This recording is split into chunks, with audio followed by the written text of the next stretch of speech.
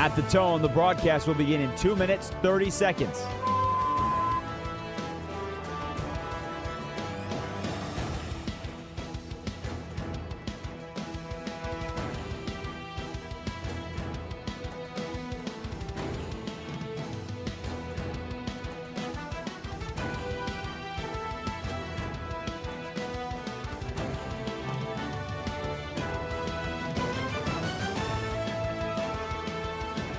At the tone, the broadcast will begin in 2 minutes.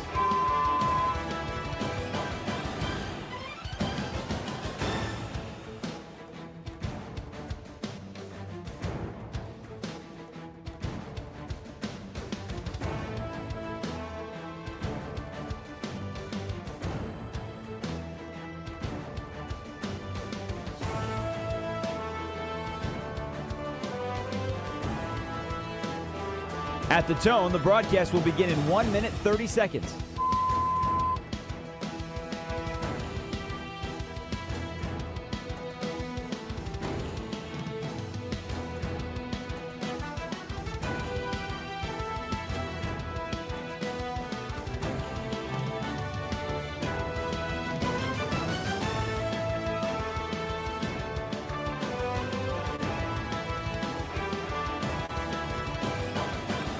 At the tone, the broadcast will begin in 1 minute.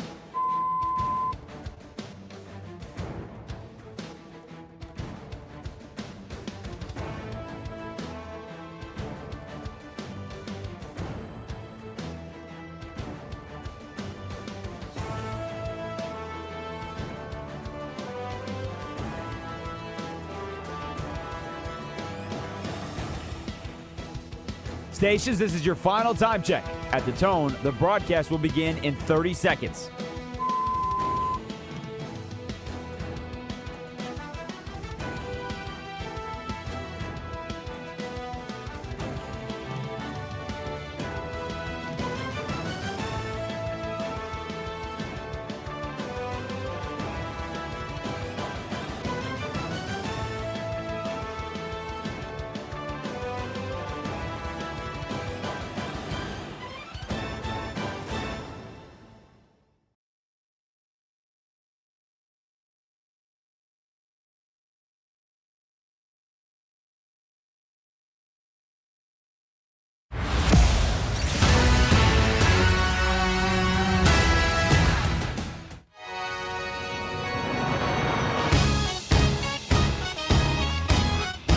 Westwood One Sports presents Josh Graham.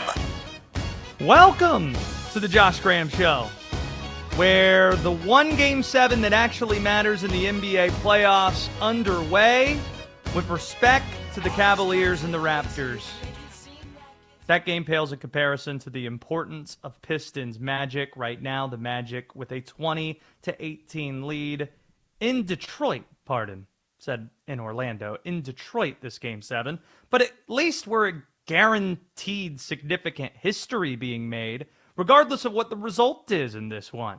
If Detroit wins, it will become the 15th team in NBA history and the second in less than 24 hours here in round one to rally from a 3-1 deficit in order to win a best-of-7 series. Don't forget, Detroit in Game 6 erased a 24-point second-half deficit in order to win on the road Friday night. If the Magic were to find a way to win, they will become just the 9th 8 seed to ever knock off a number 1 seed. This is a format, remember, that goes back to 1984. So 42 years, and for many of those years, it was a best-of-5 first-round series. The more games you play, the better chance the better team advances. So it's kind of nuts. 42 years, we've only had 8 seeds advance past round 1, knocking off the number 1. That could change if the Magic wins this game. Just underway, 20-18 Orlando is the count. As for the Cavaliers-Raptors, just to hit on it quickly, both these teams are begging to be sent home. Cleveland can't help but give away games. Key turnovers while leading at the end of games 4 and 6 are the reason this is a Game 7. Par for the course for the players on this team. James Harden's been abysmal in this series. Donovan Mitchell's never been to an Eastern Conference Finals, and the only reason he doesn't get talked about as being a playoff choker is because James Harden's on his basketball team right now.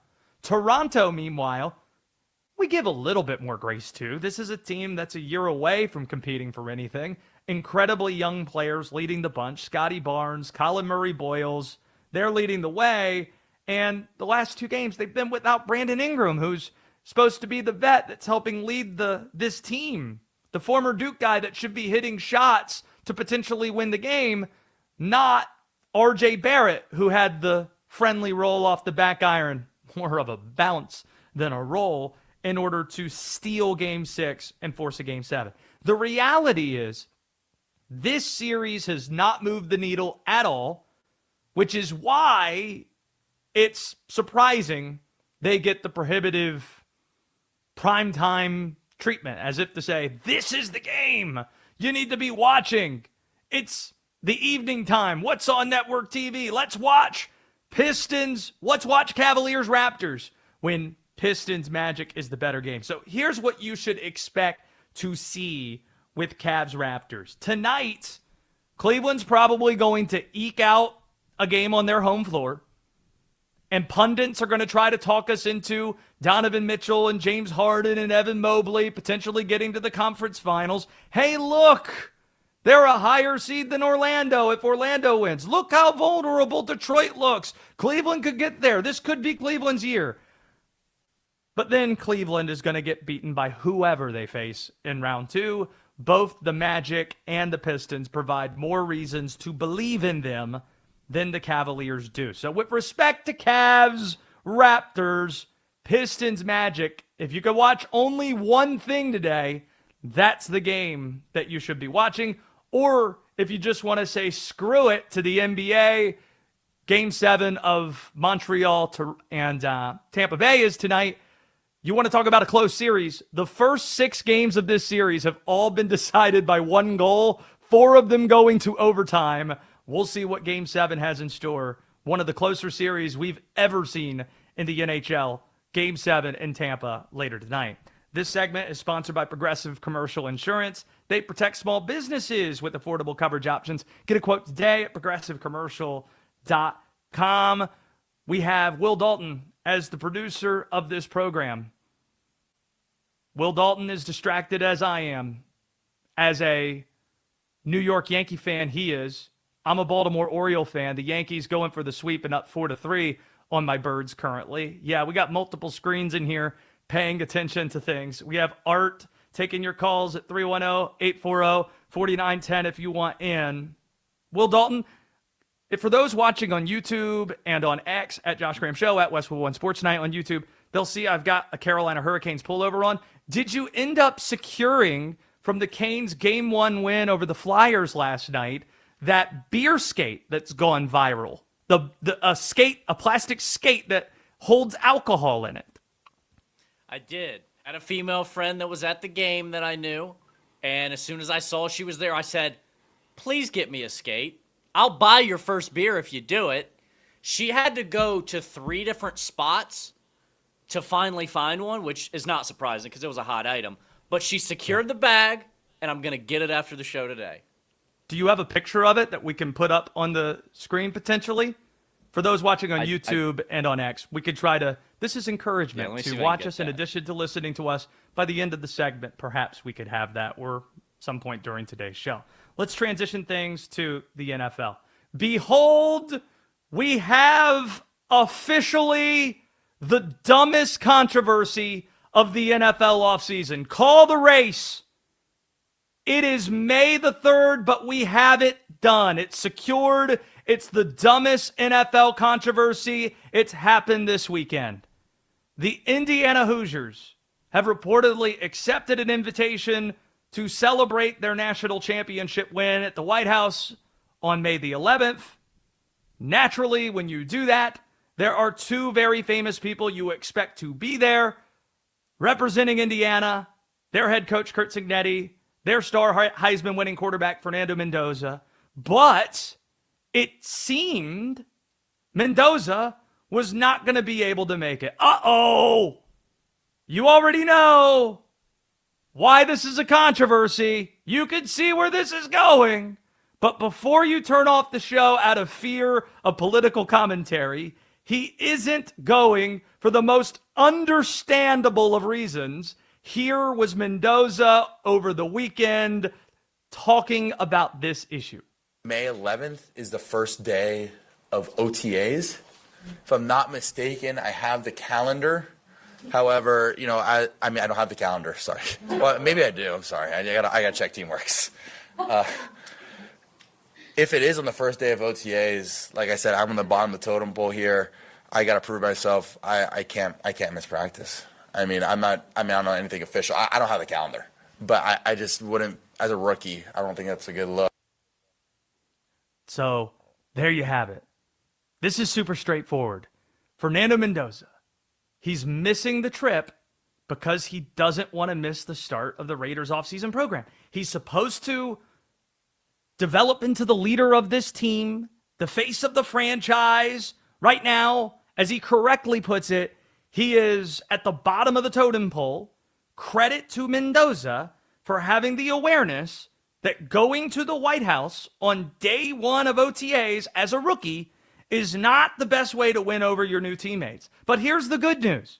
If he did want to go, it seems Mendoza actually is mistaken. It seems, according to the Raiders website, OTAs actually begin the following week. I don't May have the 18th. calendar. Sorry. Well, maybe I do. I'm sorry. I gotta check. Maybe I do. Maybe I don't. May the 18th seems to be the start of OTAs if he does, in fact, want to go. But it shouldn't be surprising that he's teammates first. Like when he talked at his pro day, he was talking, the reason he threw was because he wanted to showcase his guys who were looking to get drafted. In fact, the one time that I interviewed the guy, I live in the state of North Carolina. There is a very popular regional fast food chain called Bojangles that has chicken, that has a Bowberry biscuit that's a special novelty item. I had the biscuits sitting there at the table that I was talking to him at. And B-Dot, who's the most entertaining guest in sports talk that joins us each week, he was with me with Mendoza, and we were giving him Bojangles. This is how that sounded. Earlier when we were in the elevator, I asked if he knew what Bojangles was. You said you had heard of it. Yeah, so being from the East Coast, like I've definitely seen Bojangles. From Miami. Yeah, from Miami. So I've definitely seen Bojangles. I've had Bojangles, but I've never had the What's in biscuit. front of Yeah, you. so this is a Bowberry biscuit. It's like a blueberry biscuit, but it makes it Bowberry because they put the icing on it, and it's amazing. Makes you want to slap family Is there members. noteworthy? So we're going to give Yeah, you to go. You guys on the way out. So when I have my suitcase here, run to the airport because I know we have. Boom. Can't see what it is. Also, shout out the 97 viewers right now. That's it. You guys are on the right channel right here. Okay? That's it. You guys know what you guys are talking about. Yeah, we far exceeded 97 viewers years later, but Fernando Mendoza, great guy. You could even hear it in that clip. And he's a teammates first guy because here's the back end of the story. We get done with the conversation. We give him a Bowberry biscuit, and he says, you know what? I'm here with two of my linemen. I don't want to take anything. This is how nice of a guy he is. I don't want to take anything unless they get something too. So we gave him the box of the Bowberry biscuits to take with him so he could share it with his teammates. That is Fernando Mendoza.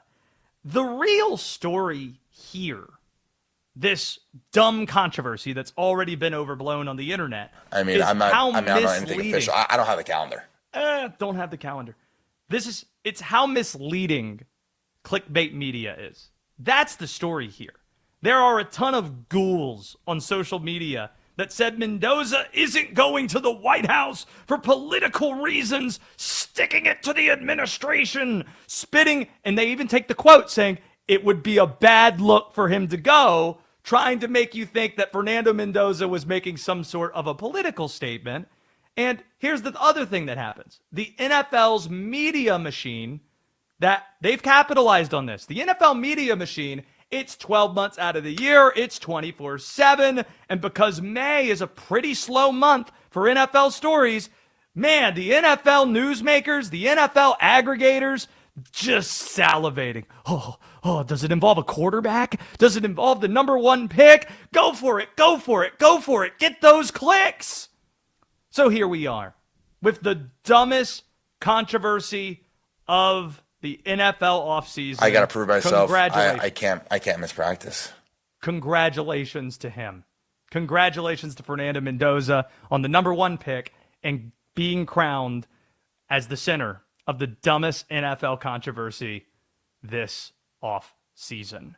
This segment sponsored by Progressive Commercial Insurance. They protect small businesses with affordable coverage options. Get a quote today at progressivecommercial.com. Will Dalton, are you going to deliver on the beer skate?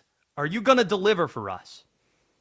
I mean, I don't have a picture of it right this second. Because so when she sent me a picture of it. So you haven't. See, this is going back to misinformation and misleading information. Wait a minute. No, I haven't. You told me you secured the beer skate. You do not have it in your possession. Thus, you have not secured anything. Well, it's coming. I just been busy today. You sound like you able to get it. You look like Rappaport last week saying George Pickens is signed his franchise tag, and then Monday rolls around a few days later. Has he signed it? No, but he's going to. Oh, that means he hasn't signed the damn thing. That's what you look like right now. Egg on face. Well, I can't help it that I haven't been able to get it yet. Whoever, I've been busy. But then you haven't secured it. Well, it's there. She got it for me. I'm gonna has to mean something. So by the end of this program, we better have a picture of it to ensure that it exists, or else I'm just going to yell fake news at you. So I'm going to yell at you. Whatever. Fake news Dalton Whatever. over here. Since we are looking at the calendar, see, Fernando Mendoza is unfamiliar with the calendar. I'm very familiar with the calendar. I don't lose sight of my dates. I don't. I see on the calendar that we are officially 1 week away, exactly, from the NBA draft lottery. So if you could rig it, hypothetically, wink, wink, who would you most like to see get a top pick? That's next on the Josh Graham Show. George Pickens signed his franchise. Does the star receiver continue catching passes from Dak in Dallas? Or will Pickens get traded before training camp? Westwood One Sports.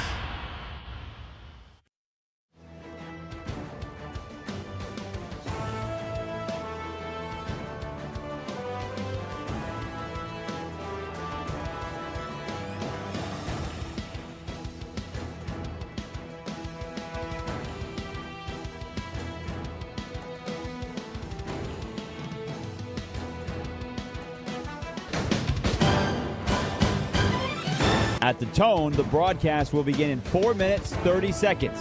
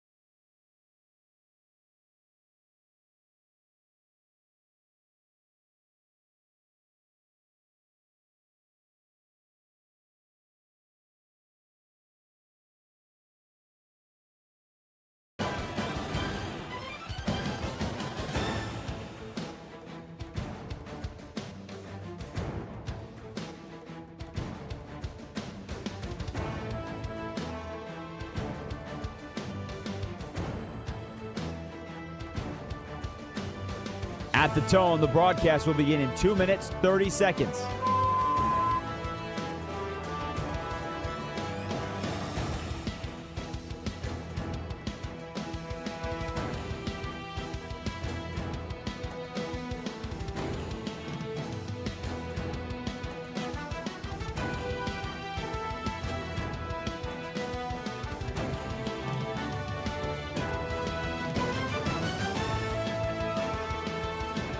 At the tone, the broadcast will begin in 2 minutes.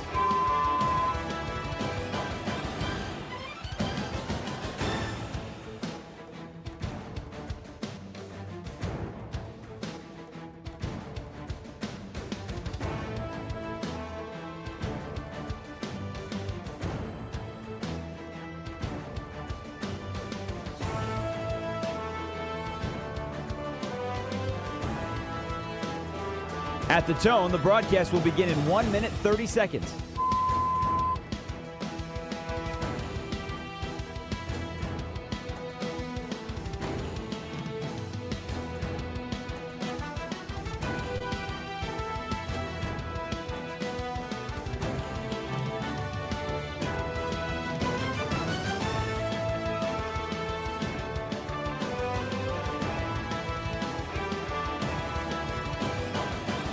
At the tone, the broadcast will begin in 1 minute.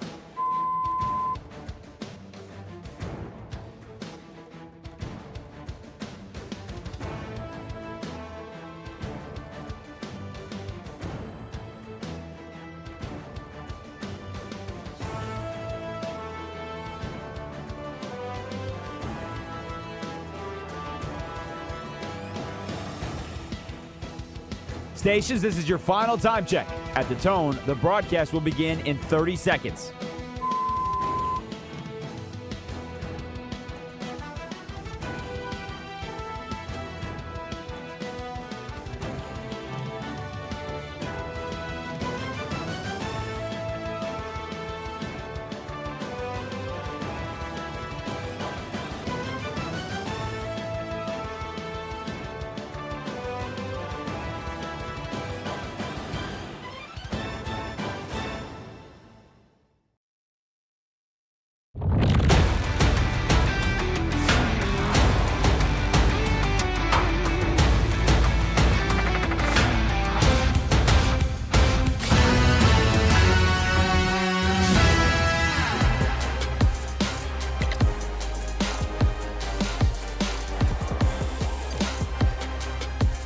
Josh Graham Show, Westwood One Sports, where we're asking this question.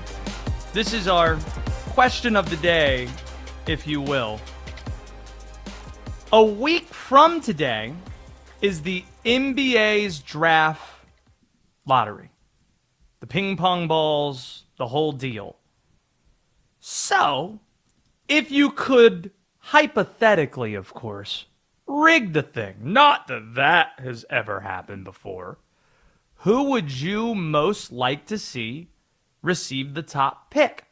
310-840-4910. Or to put it differently, who would you most like to see receive a top 4 pick? Since this year doesn't have a Cooper Flag generational type talent, but 4 guys who are really, really good right there at the top. Who would you like to see hooked up a little bit? Let's say you are NBA Commissioner Adam Silver and you have the ability, wink, wink, to rig the lottery. Not that you can, not that they have, but if you want to.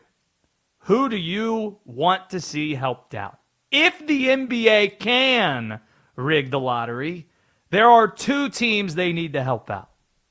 Number 1, the Golden State Warriors, who have a 14% chance of moving up into the top 4.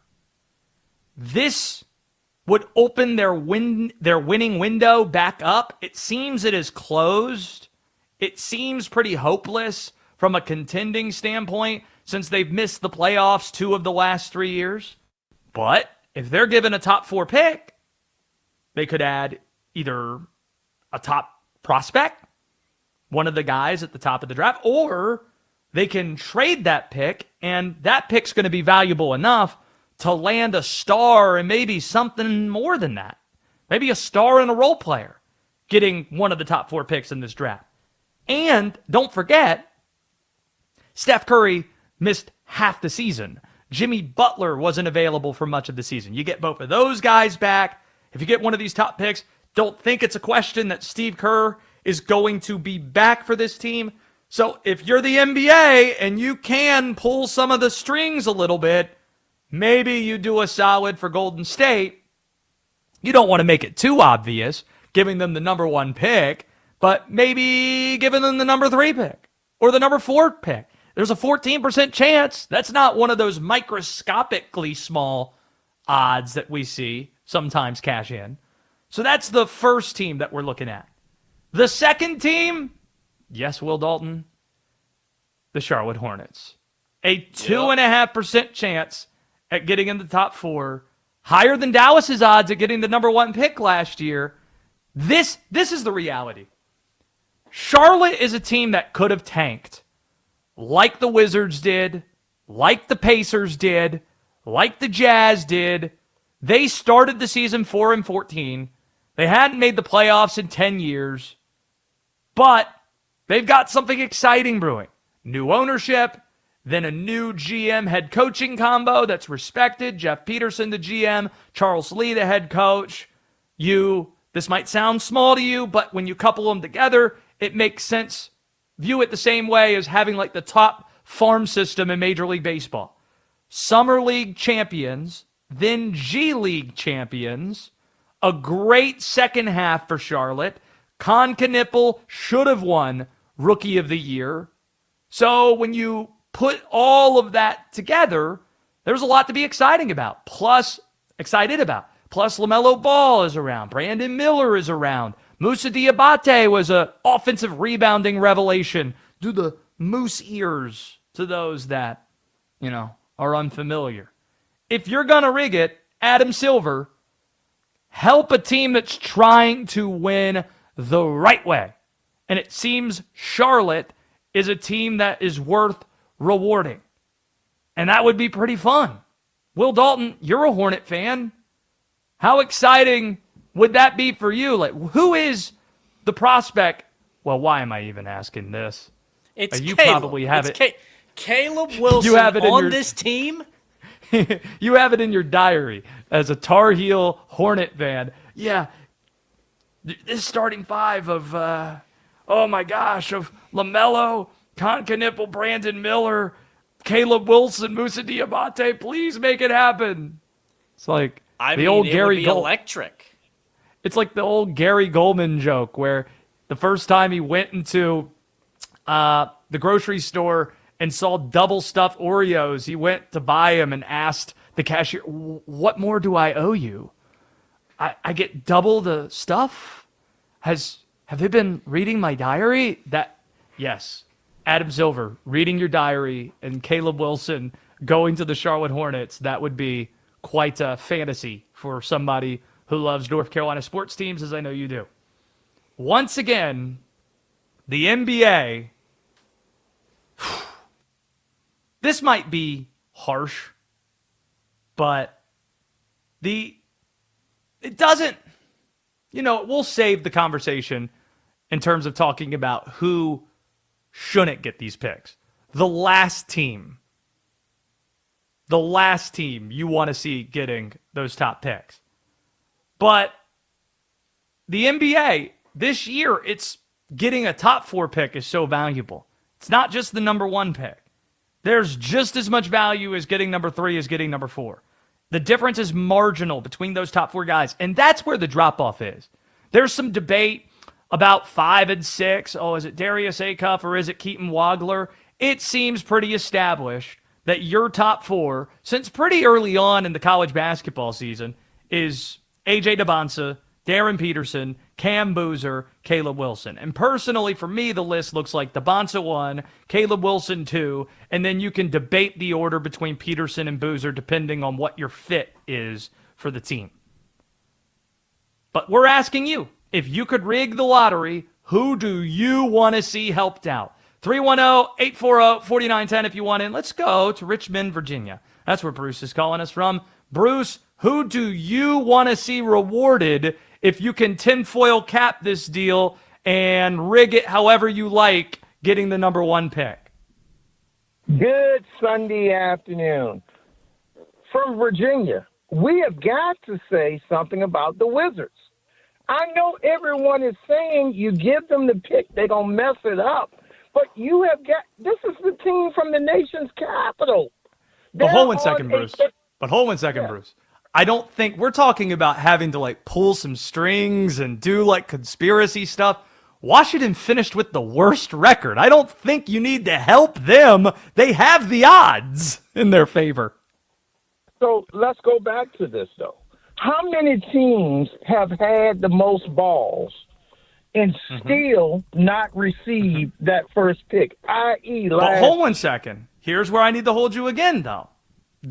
It's not just – if it was last year, fine. This is a valid point that you're bringing up because it's Cooper Flagg and then there's some separation in the next group. But this year it's about getting a top 4 pick, and there are times where that team is outside the top 4. We saw it last year. Utah drafted 5th, even though they had bottom 3 odds and the best odds at getting the number 1 pick. But this year, I believe it's 52% chance that Washington's going to be in the top 4. So here's what I'm encouraging you, because I'm assuming you're a Wizards fan. If Washington doesn't get the number 1 pick, I would not be that upset about it, as long as you're picking in the top 4. You need to be picking in the top 4 in this year's draft, because as I mentioned, there's not a lot of separation there. I do have preferences at 1 and 2. I don't have a lot of preferences between Peterson and Cam Boozer, but is there somebody that is on your wish list as a Wizards fan? So let me share with you. I'm a 1975 76ers fan, but I'm setting up an SOS for the Wizards fan. I'm not even a Wizards fan. I'm sending an SOS. That's how serious this is, man. You laid my point. You laid the plate. You passed me the alley hoop. All I had to do was finish. So you made my point. I've been a 76ers fan since 75. But yet the Wizards have been on a 35-year rebuilding plan. So at some point, give them some help. Now, they will still need to execute whomever they pick up, but they got a good young core in D.C. And by me going to several Wizards games a year, I see that young core. They still need some help. The team that I would hope would not get a good pick would be obviously the Thunder. Because, they do have a chance. Every year they can't just keep on getting these picks, man. So that's what I'm saying. But receive the SOS that I'm sending to the Wizards fandom. I'm listening. And I want to talk about your ball club. Appreciate the call, Bruce, from Richmond, Virginia. I received the SOS, and we will continue to take your nominees. If you could rig the lottery, who would you like to hook up? 310-840-4910 if you want in. He's a Philadelphia 76ers fan, and that gives us a chance to talk about last night. It gives us a chance to talk about the city of Boston. The city of Boston might appreciate some good fortune themselves right now. This is the list of what's transpired with their 4 major professional sports teams in the city. The last 2 weeks, Patriots coach Mike Vrabel embroiled in scandal to the point where he's leaving the draft for family/marital counseling. The Boston Red Sox fire World Series winning manager Alex Cora. They don't seem nearly as interested in winning anymore given the lack of investment from ownership John Henry. Plus, Garrett Crochet, a few days later, goes down with left shoulder inflammation, their star southpaw pitcher. The Bruins on Friday night get beaten in the Garden on home ice, Game 6. The Sabres wrapping up the series that night, winning 4-2. And then the next night, last night, same building, the Celtics blow a 3-1 lead, losing to the Philadelphia 76ers. But here's the thing. Nobody feels sorry for Boston sports fans, included noted Beantown hater Will Dalton. He certainly doesn't feel sorry for them whatsoever. In fact, he is snickering, he is laughing in the face of the despair being felt by Boston sports fans right now. Yeah, I have no sympathy whatsoever. None. In fact, I liked Philly last night. Loved them. Couldn't be more happy for them. Let's go. Yeah, Philly. Yeah. Here, the problem is, this is hopefully a moment for reflection for the Boston sports fan. They've won too many titles this century for anyone to have sympathy for them. Heck, Celtics won just a few years ago, 2 years ago. The Patriots were in the Super Bowl in Mike Vrabel's first year, Drake May's second year, just a few months ago. The Bruins won in the last decade, or wait, they lost to St. Louis. They won 15 years ago with Timmy Thomas beating Vancouver. Patriots, Tom Brady, all the Super Bowls. The Red Sox won in 2018. That was the team in 2018, 2019 that won it all. Sorry, getting my Boston titles mixed up. So there's that. No one's going to feel sympathetic for you on that count. But also their fans are obnoxious, and they're too obnoxious to feel bad for them at all. And the elitism is why some are enjoying, reveling in some of the despair that we're seeing. Giants watch here writing in NBA draft talk. Fun. We are 1 week away from the lottery. Excited for it. We have NBA playoff games going on right now. We just talked about Sixers, Celtics. The Magic closing in on the end of the first half in Detroit have a 2-point lead over the Pistons, 40-38. With all this talk about the draft, how about we circle back to the NFL and grade some drafts that we actually, unlike the one a week ago, have enough sample size to grade appropriately so. That's next on The Josh Graham Show. Aaron Rodgers still hasn't decided if he's returning. I thought at this point we would have known by now that he was going to play. If the future Hall of Famer walks away, the Steelers will turn to a quarterback competition featuring Drew Aller, Will Howard, and Mason Rudolph. Not the plan, but is it their future? Westwood One Sports.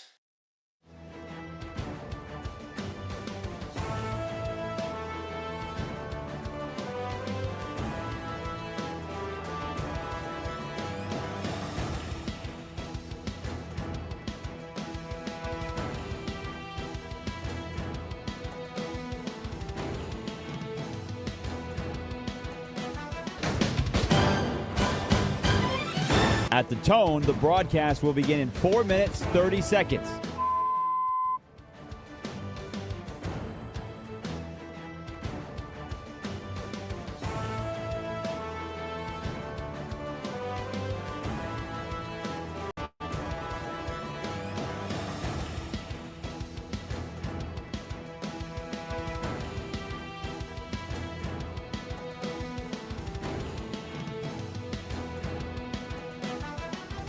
At the tone, the broadcast will begin in 4 minutes.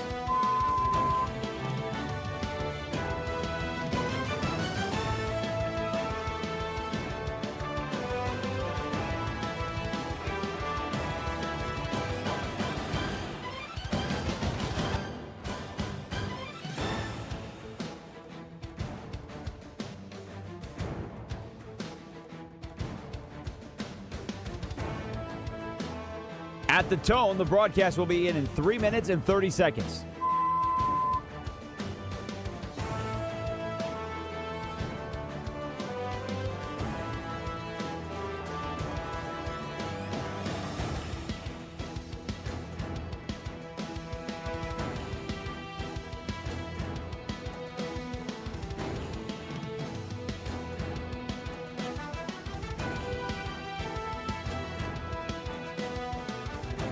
At the tone, the broadcast will begin in 3 minutes.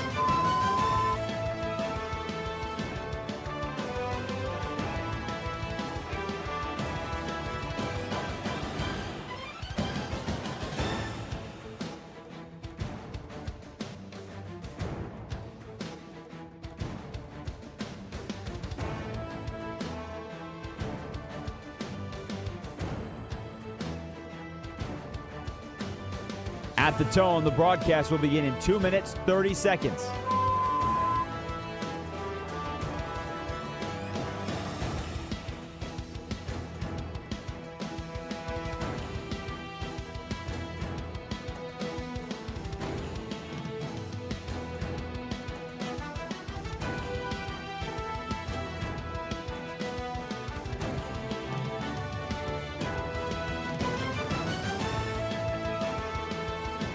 At the tone, the broadcast will begin in 2 minutes.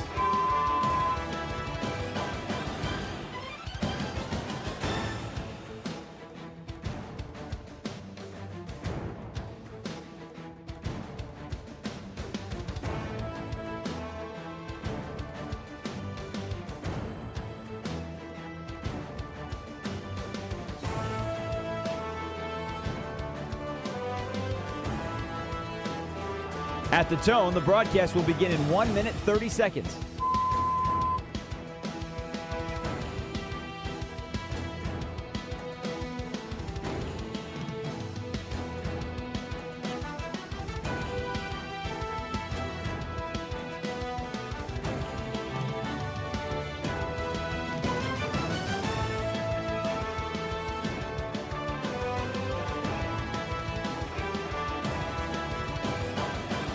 At the tone, the broadcast will begin in 1 minute.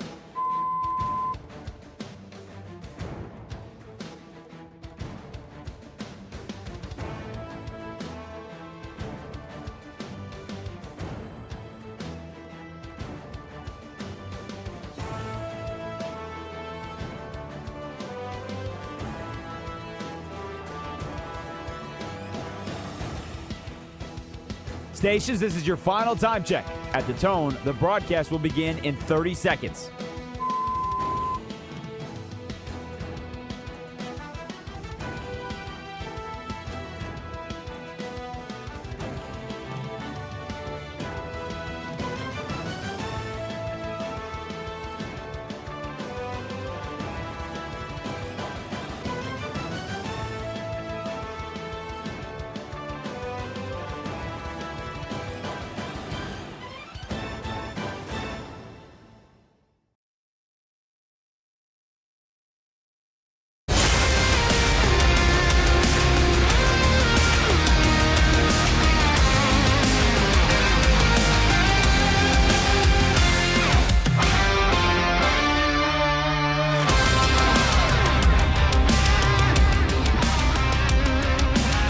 Josh Graham Show, Westwood One Sports. If you could rig the lottery, the NBA draft lottery, which is 1 week from today, which team would you hook up with a top pick? 310-840-4910 if you want in. Before we revisit that, let's transition things to the NFL. I am a movie snob. Love movies. Try to watch a few movies a week, even during busy sports seasons. It's something I do recreationally. Big moviegoer. Love the Oscars too. And one thing that's always bothered me about the Oscars is how often the Academy gets it wrong in the moment. It's not an easy task to capture what movie should be held up as being best picture over time. It's not an easy thing to do, but sometimes you need to have a little bit of separation from when the movie is released. It takes 4, maybe 5 years for you to realize, oh, that movie, it really stands out. A good example would be the Moonlight La La Land fiasco of 2016, where La La Land's read out by Warren Beatty, but Moonlight ends up winning. 10 years later, La La Land's the better movie out of that bunch. With respect to Parasite, which won in 2020, 6 years ago, Once Upon a Time in Hollywood had many more conversations about that movie than I've had Parasite. And the same is true of the NFL draft for more obvious reasons. Judging a draft the week after it's complete, we are a week removed from the NFL draft in Pittsburgh, that doesn't make a lot of sense. Yet, you have folks with shows such as this one, microphones such as this, opening them up and giving draft grades when you don't really have enough sample to know whether or not these teams did a good job. Sometimes you need 4 or 5 years to judge it. Fortunately for you, yours truly spent way too much time digging into the 2021 and 2022 NFL drafts. And between those two drafts, there are 2 winners and 2 losers that stand out. Let's start with the winners. The Philadelphia Eagles, a winner. In a draft, if you get 3 really good players that help you, you did really well. 3 impact players. The Eagles over 2 drafts got 7 impactful players. Looking at Devontae Smith, Landon Dickerson, Milton Williams, turned out to be pretty good. How about Jordan Davis, Cam Jurgens, Nakobe Dean?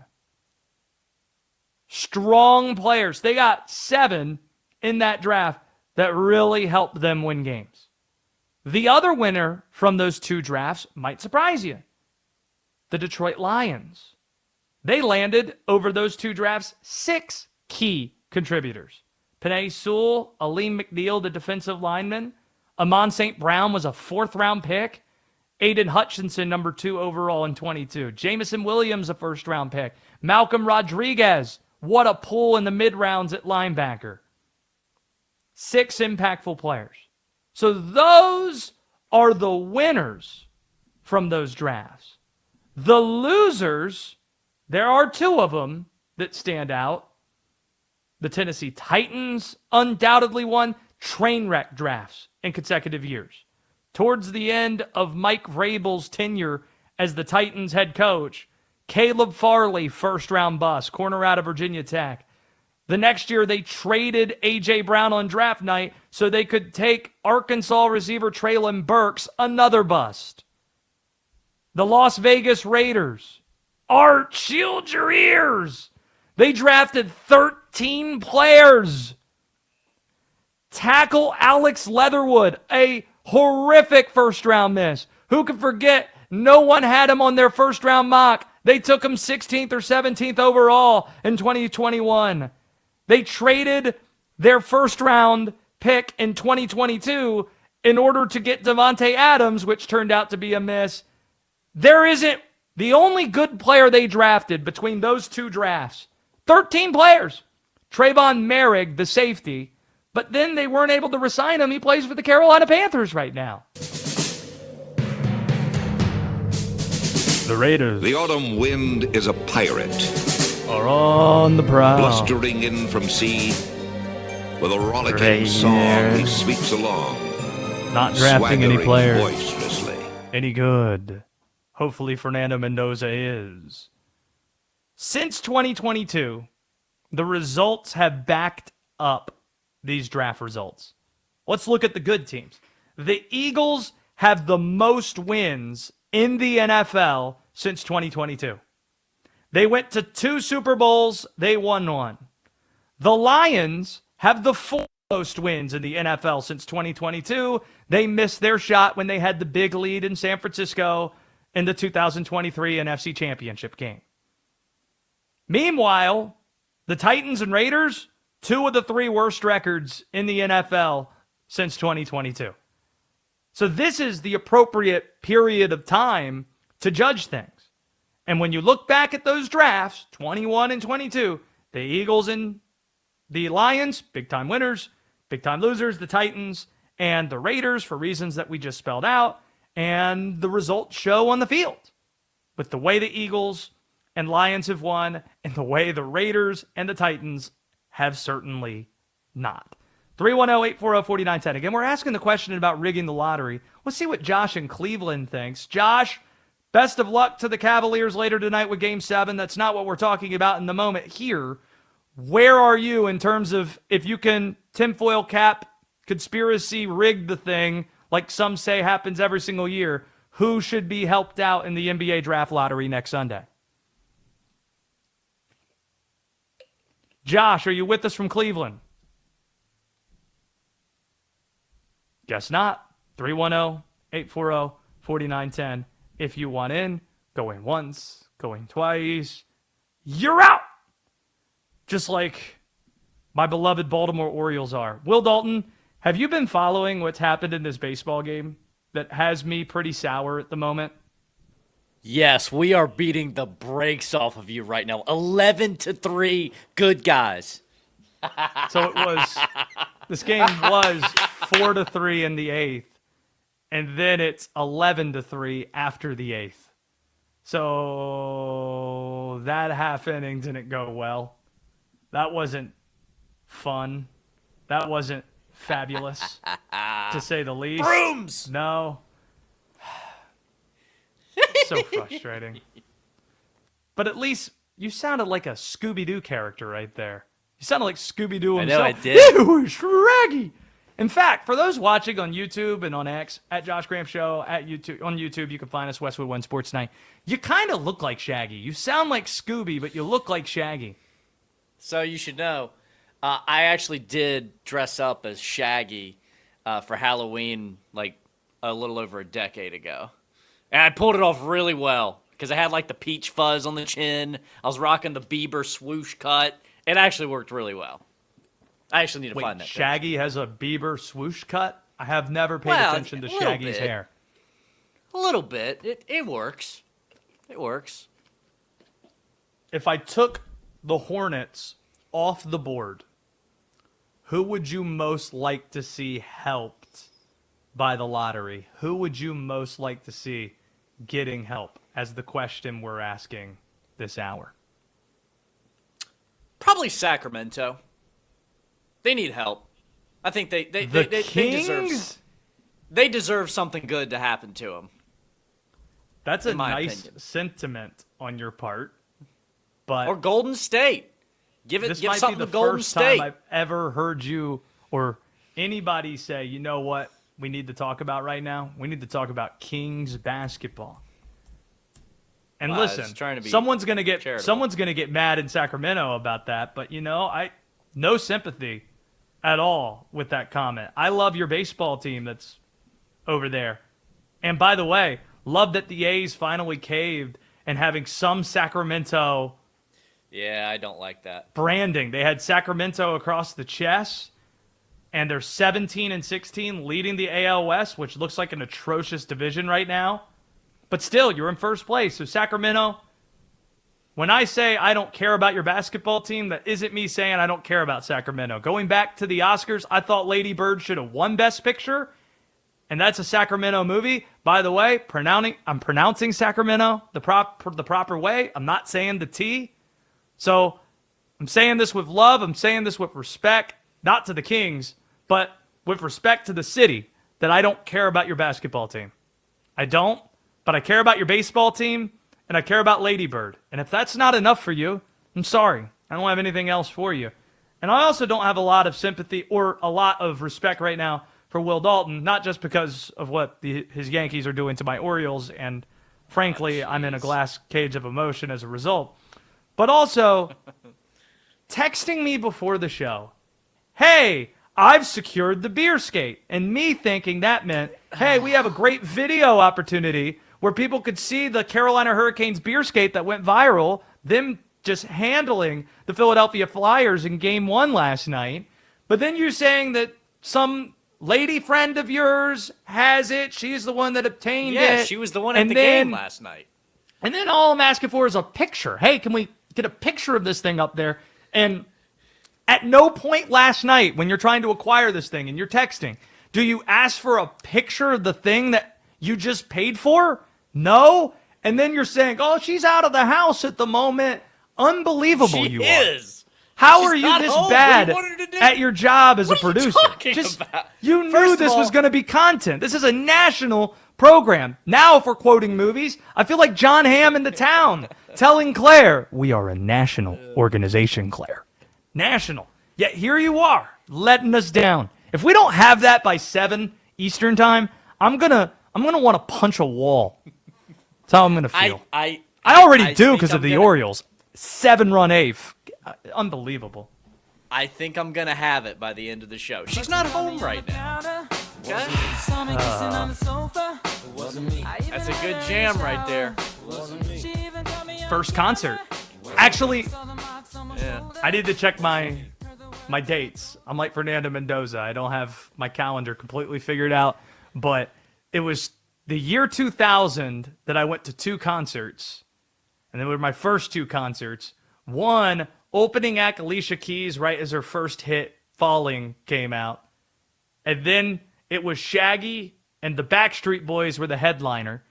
And then I also saw Britney Spears and Aaron Carter later that year. It was a twin billing of Britney Spears and Aaron Carter right after Aaron's Party came out. Don't know which of the 2 was my first concert. I need to go and check the timelines and figure that out, but those were the first 2 concerts I've ever attended. Gonna use Will's incompetence as a chance to, again, tell you to subscribe to our YouTube channel. Westwood One Sports Night is where you can watch the show in addition to listening to the show. Hot Carlito writes in, Josh is gutting Will Dalton like a fish. You could say I'm gutting Will Dalton like Will Dalton's Yankees are gutting my Orioles, and that'd be an accurate For statement no good too. reason, mind you. No good reason. I'm upset. How many random Clearly. references? Do you want me to just continue making random references this segment? You know what? Fine. I'm like Ed Reed in that viral clip when he played at Miami, yelling at his teammates, I'm hurt, dog! Don't ask me if I'm all right. Hell no! That's me right now. Make sure you find our podcast feed as well. Apple Podcasts and Spotify, searching Westwood One Sports Night. You can find it on that feed. At least the Carolina Hurricanes won, and we can find solidarity, unity on that front. All about unity. After we correctly identified the Derby winner in yesterday's Graham's Gambling, we have 2 more wagers to place today, and those bets are next on The Josh Graham Show. This is Westwood One Sports.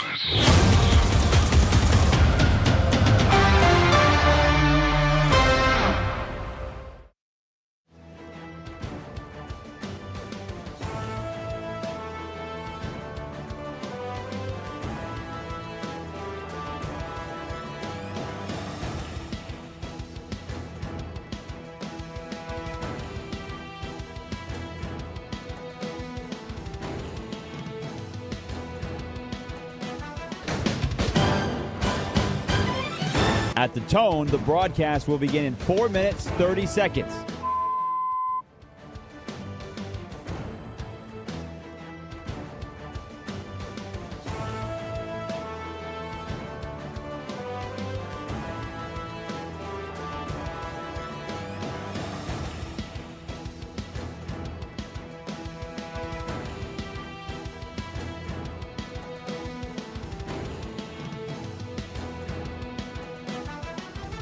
At the tone, the broadcast will begin in 4 minutes.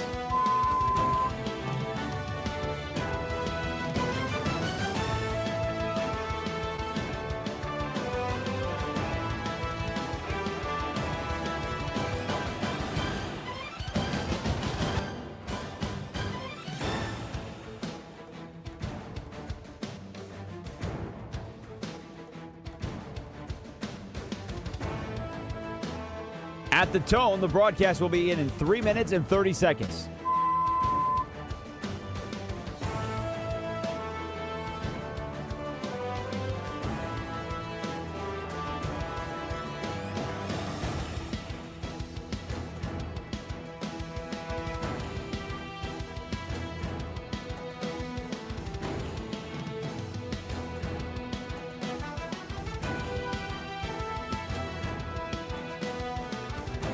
At the tone, the broadcast will begin in 3 minutes.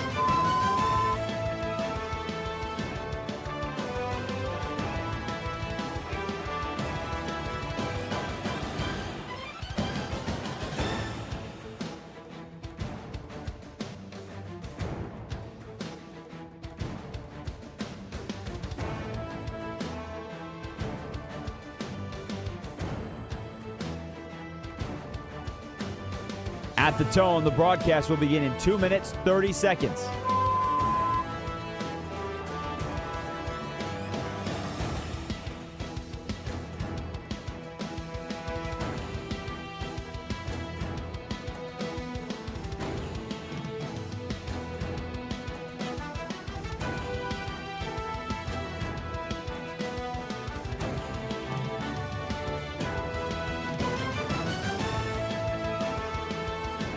At the tone, the broadcast will begin in 2 minutes.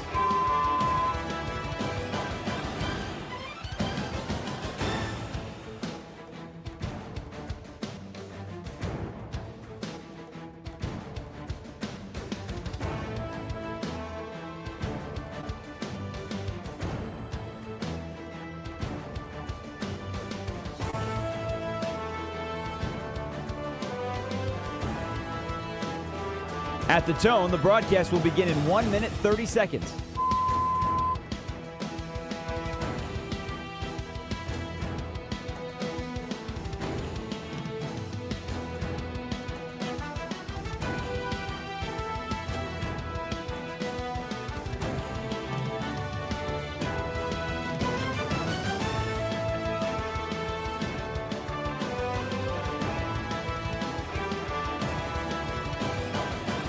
At the tone, the broadcast will begin in 1 minute.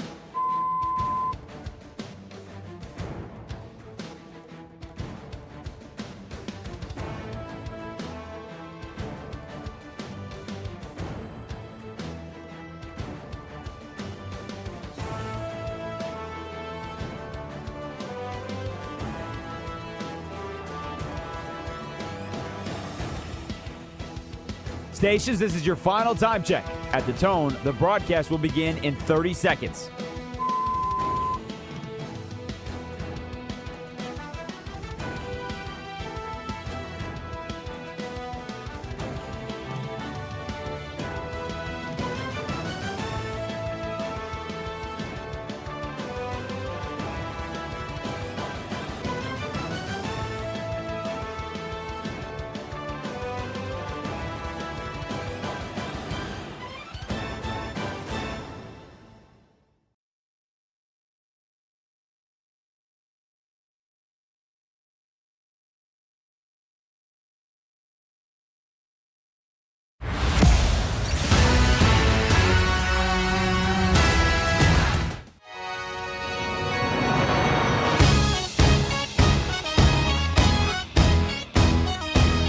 Westwood One Sports presents Josh Graham. Two very important updates to bring to you at the start of this hour. We're at halftime in Detroit. The Pistons lead by 11, 60-49. Which means the basketball game's over, right? Can't imagine a team blowing a double-digit lead in this series. Certainly one as big as 11 points. No chance that could happen, right? Paolo Banchero has 23 of the Magic's 49 points. This is the part where we then look at field goals made. Paolo Banchero, 9 of the 17 field goals for Orlando. 4 of the 8 made three-pointers. The guy's going to need some help. 2 double-figure scores for Detroit. Tobias Harris leading the way with 19. Cade Cunningham with an all-around first half. Yeah, the 15 points, that's fine. 3 of 4 from 3, though. Efficiency from the perimeter, 9 assists. That stands out. So Detroit's up 11 at halftime, but the even more important update to bring to you, we've checked some of the dates. It turns out my first concert was not the Backstreet Boys headlining a bill that featured Alicia Keys in the summer of 2000 and Shaggy. This was the summer of 2001, it turns out, which means my first concert was 2000 in the fall on my 7th birthday. The Oops, I Did It Again tour, Britney Spears, twin billing with Aaron Carter. Proud of this, Will. 7 years old. Imagine me, 7 years old, Will, seeing Britney. Leave Britney alone! And enjoying myself. In Raleigh, North Carolina. It is about as good as it gets for a first concert. Like that's tough to top. And Aaron Carter. Aaron's party just came out. Nobody can do it like Aaron can. Just great stuff. But you know what else is good? Picking winners in Graham's Gambling. So how about we pick a couple of more, because it is that time to make some money. Sitting back, count money all day, you know. It's time for Graham's Gambling. Let's make some money. Let's. Revisiting our bets from yesterday, one of the 3 horses we handed out won the Kentucky Derby. A shout out to friend of the show, Jake Delhomme. Yes, the former quarterback that led the Carolina Panthers to a Super Bowl appearance. He also trains horses, owns horses in Louisiana. And there is a Louisiana horse named Golden Tempo that was at 36-1 odds going into the weekend, but it kept climbing, ended up at 24-1 at post time. And frankly, I didn't know the backstory with Cherie DeVoe, who's become the darling of the sports world this weekend, the first female trainer to ever win the Kentucky Derby. But she is just delightful and will, ever since that race, right after Saturday's show wrapped up, I have just been constantly being fed. I've been constantly fed and just consumed videos of her reacting and how wholesome she was and how grateful she was. And it was a fantastic race. The Kentucky Derby was awesome. And this one with Golden Tempo, what video NBC pulled of Golden Tempo starting from the back and ending up at the front of the line down the stretch. Really good stuff, especially if you placed Golden Tempo at 36-1 odds. The Celtics Peyton Pritchard parlay, that wasn't nearly as good, and we're accountable for that.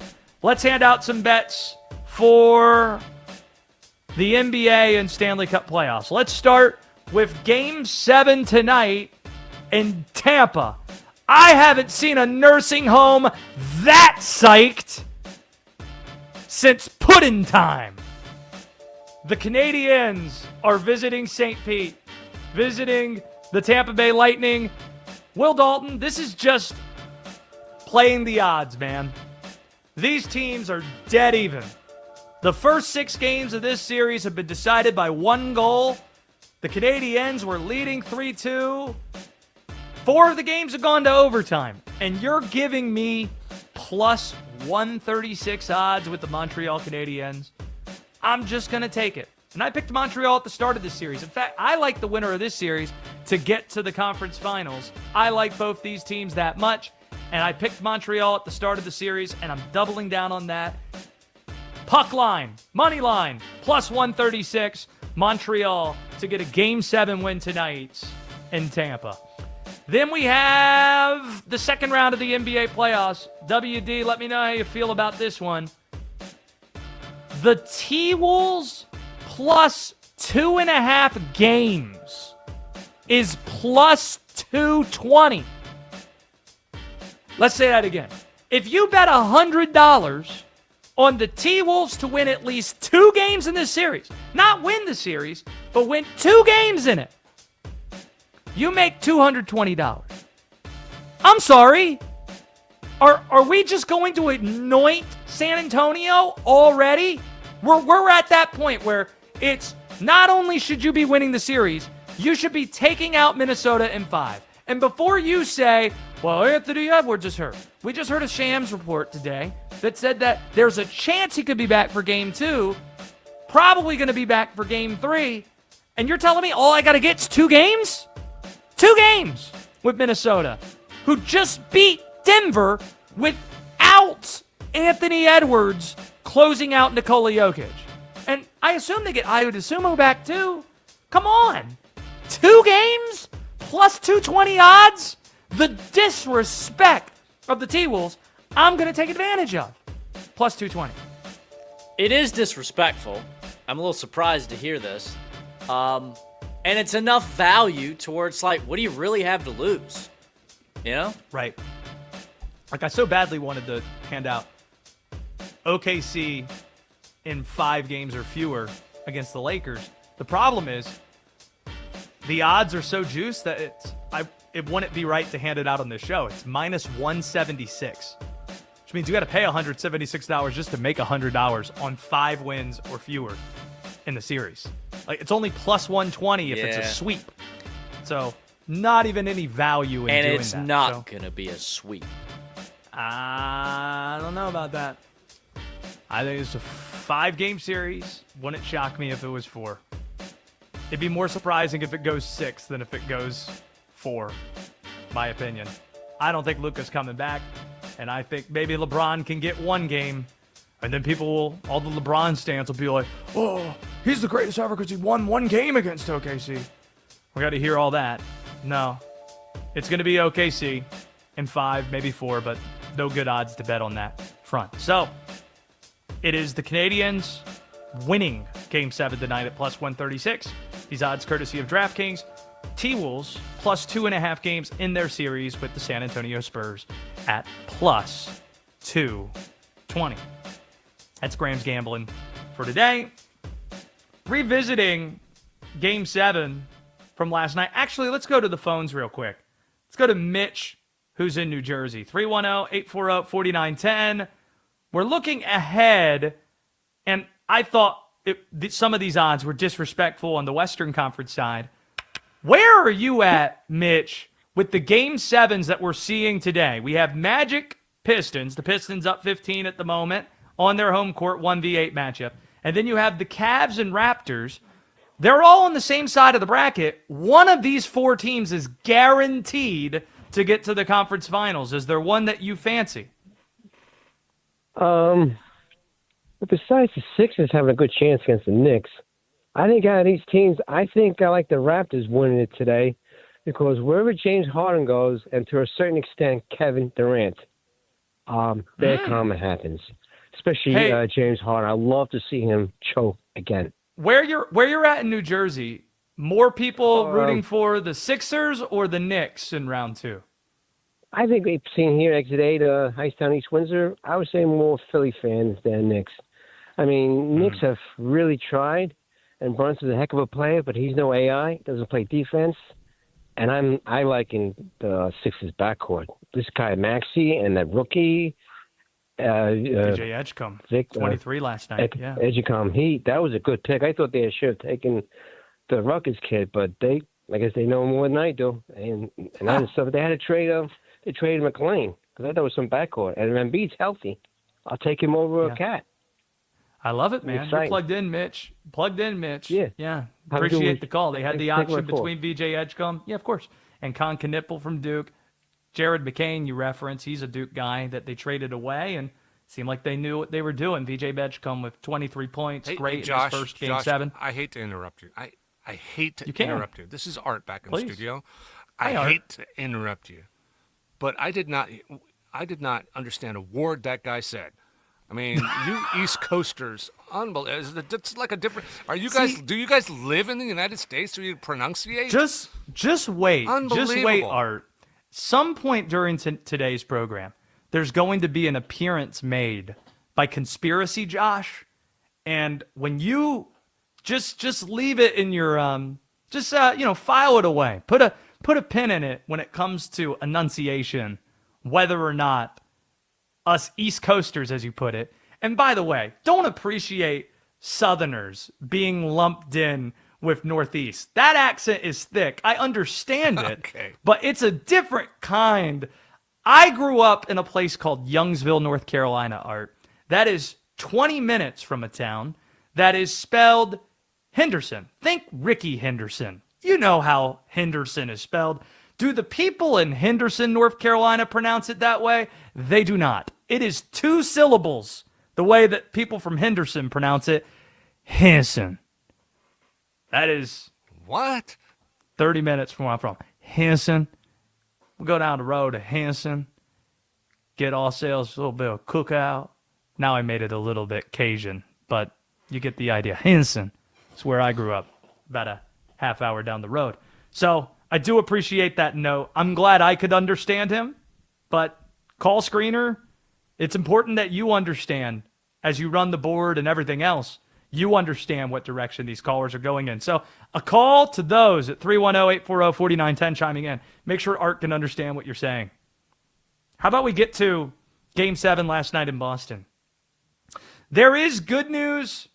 There is bad news to come from the Sixers Game 7 win. The good news is that the Eastern Conference is completely up for grabs for the reasons we were just talking about with Bruce. Or at least I think I was talking about with Bruce, depending on how well you can understand what he was saying. Literally every team left standing can make it to the NBA Finals, or at least can talk themselves into a case. That includes those 4 teams that are playing in Game 7s today, one of which guaranteed to make it to the conference finals.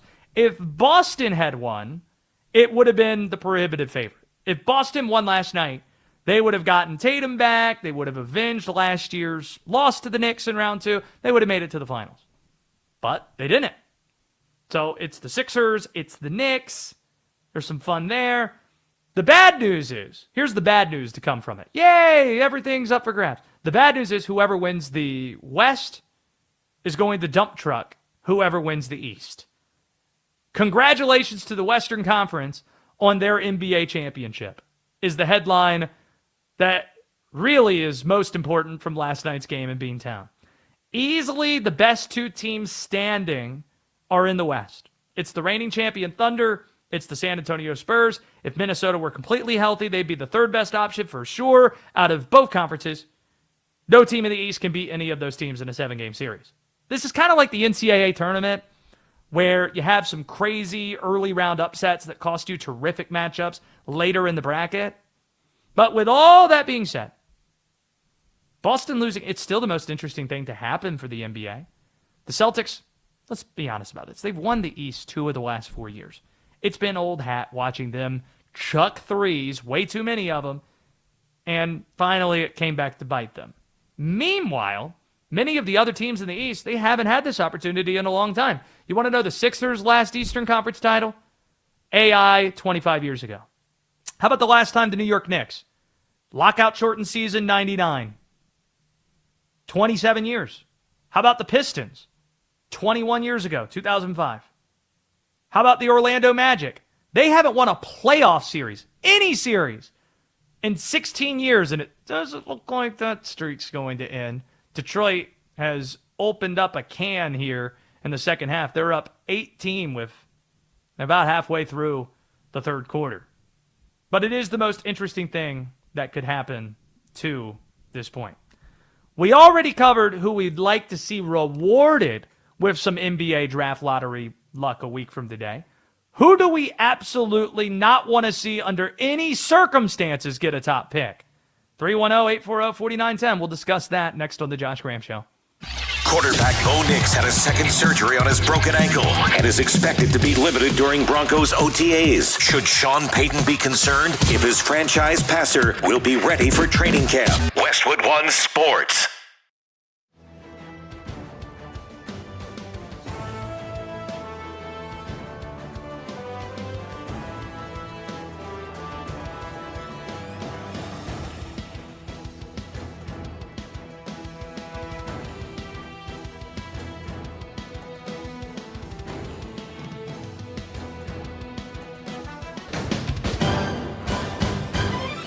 At the tone, the broadcast will begin in 4 minutes, 30 seconds.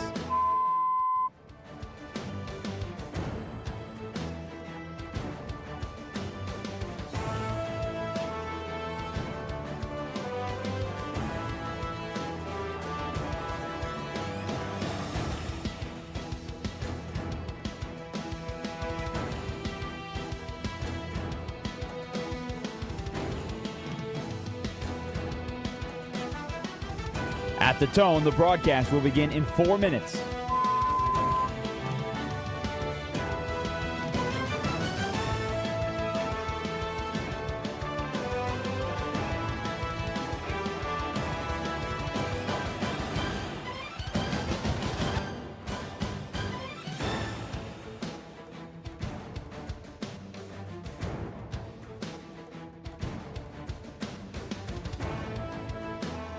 At the tone, the broadcast will be in 3 minutes and 30 seconds.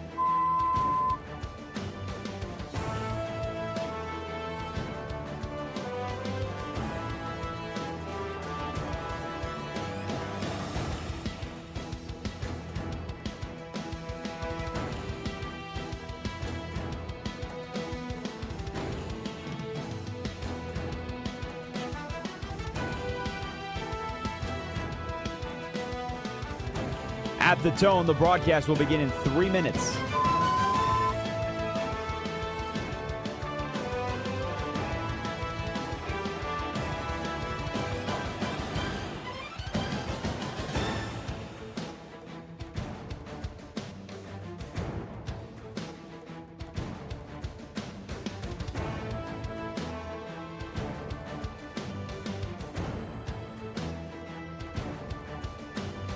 At the tone, the broadcast will begin in 2 minutes, 30 seconds.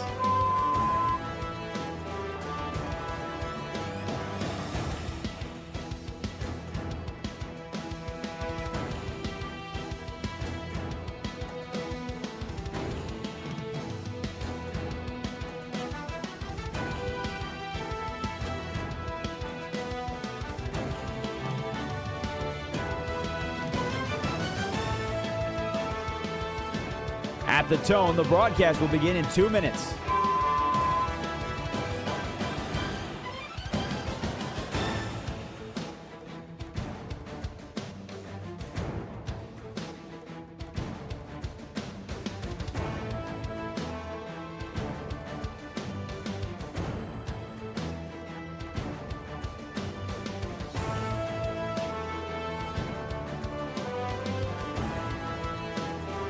At the tone, the broadcast will begin in 1 minute, 30 seconds.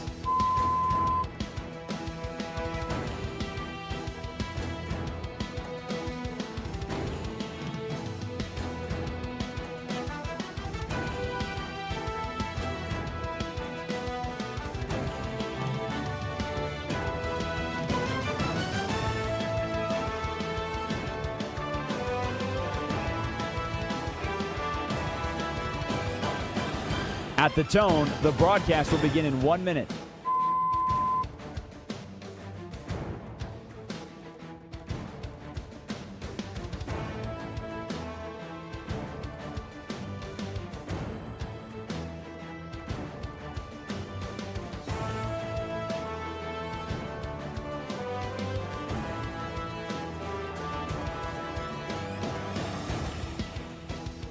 Stations, this is your final time check. At the tone, the broadcast will begin in 30 seconds.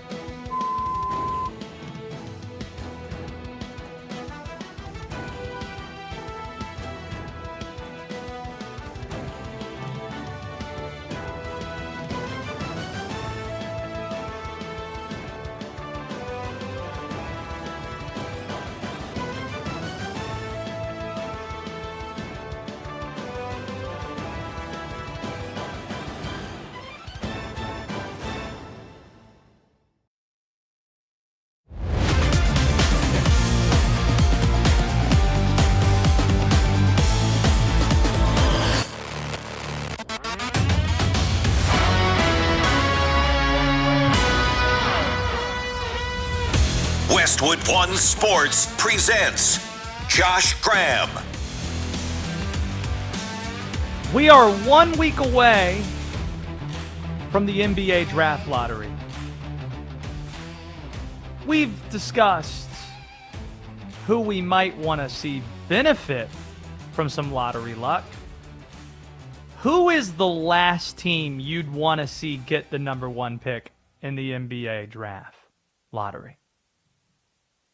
310-840-4910. Who's the last team you want to see have lottery luck?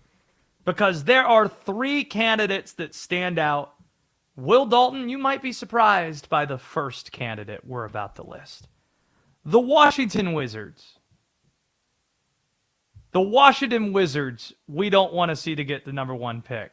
But really, anybody in the bottom three, they're the reason. They're a part of the reason why the NBA is literally changing the rules regarding the lottery to disincentivize tanking. We don't want to see that celebrated. The Wizards finished with the worst record in the NBA this year, and that's saying something. We're highlighting the Wizards really for three reasons here. One, they had the worst record. Two, they could have brought Trae Young back sooner. He only played 5 games.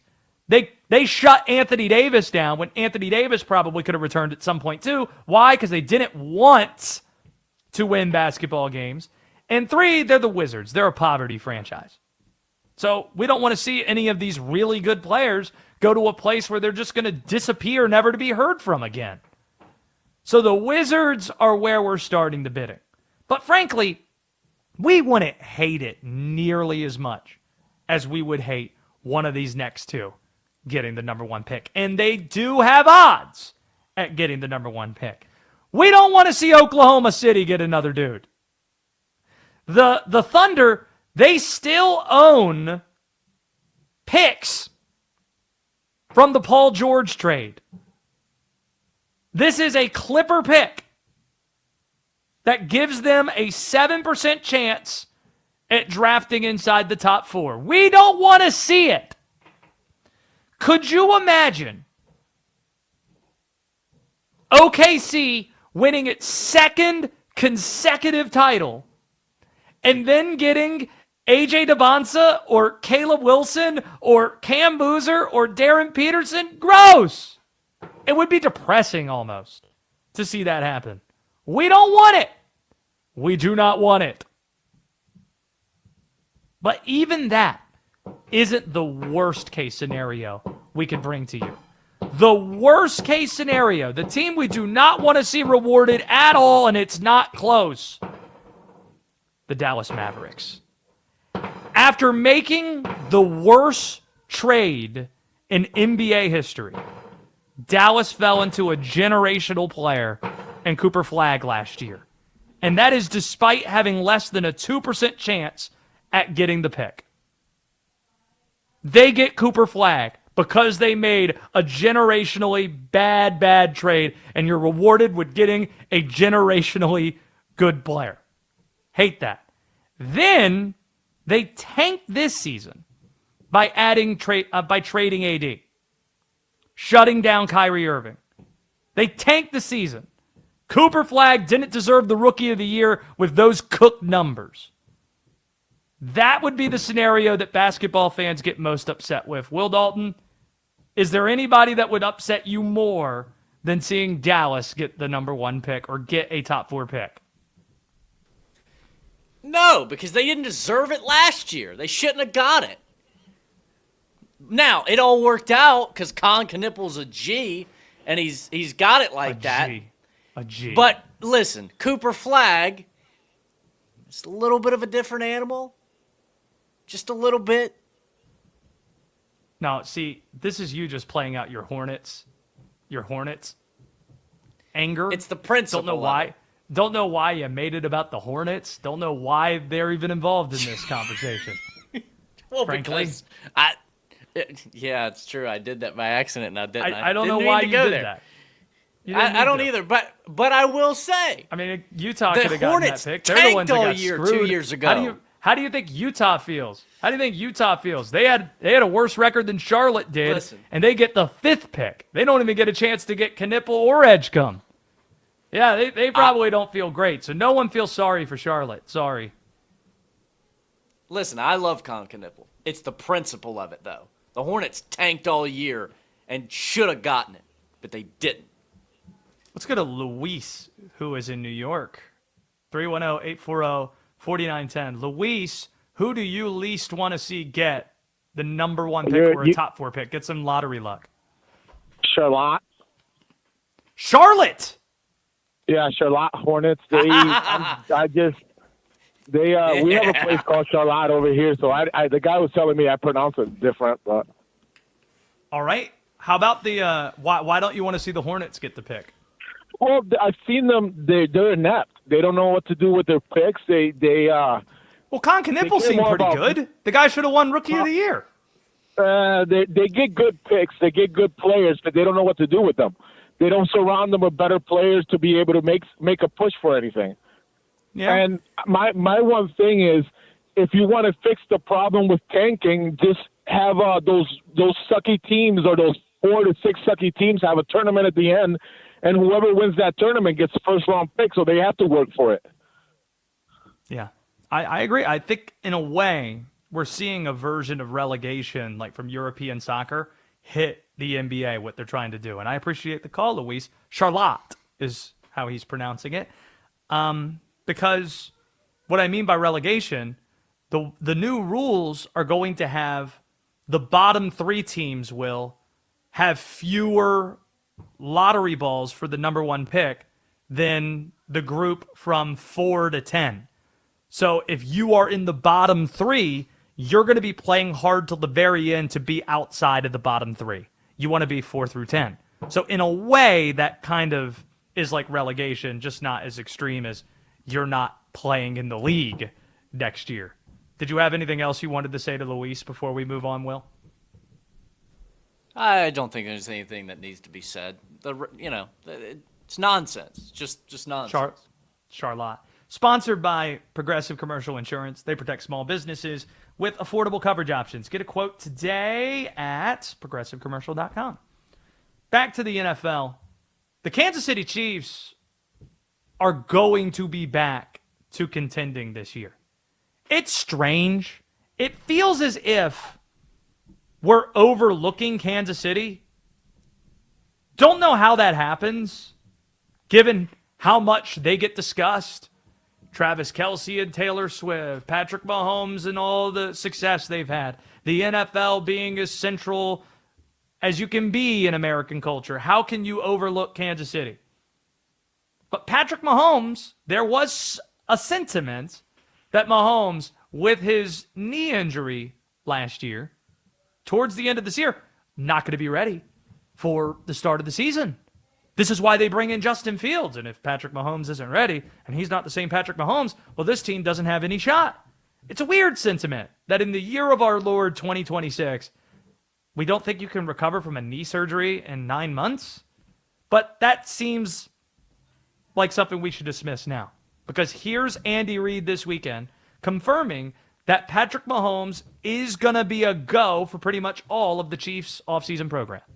If he can do some things, phase 2, remember, is there's no contact, there's no offense versus defense. So it's phase 3 that you get into that. And once you start the clock, then the clock's got to be rolling. So you just have to evaluate what you want to do there. But he's in a position where he can do everything, I think. So. Mm-hmm. So Mahomes is going to participate in pretty much all of the offseason program. Kansas City has had a productive offseason upgrading the roster too. You want a skill guy? How about Super Bowl MVP running back Kenneth Walker? That's the best tailback that Patrick Mahomes has played with in his career. Like, what's even second to that? Is it Pacheco? Is it Kareem Hunt?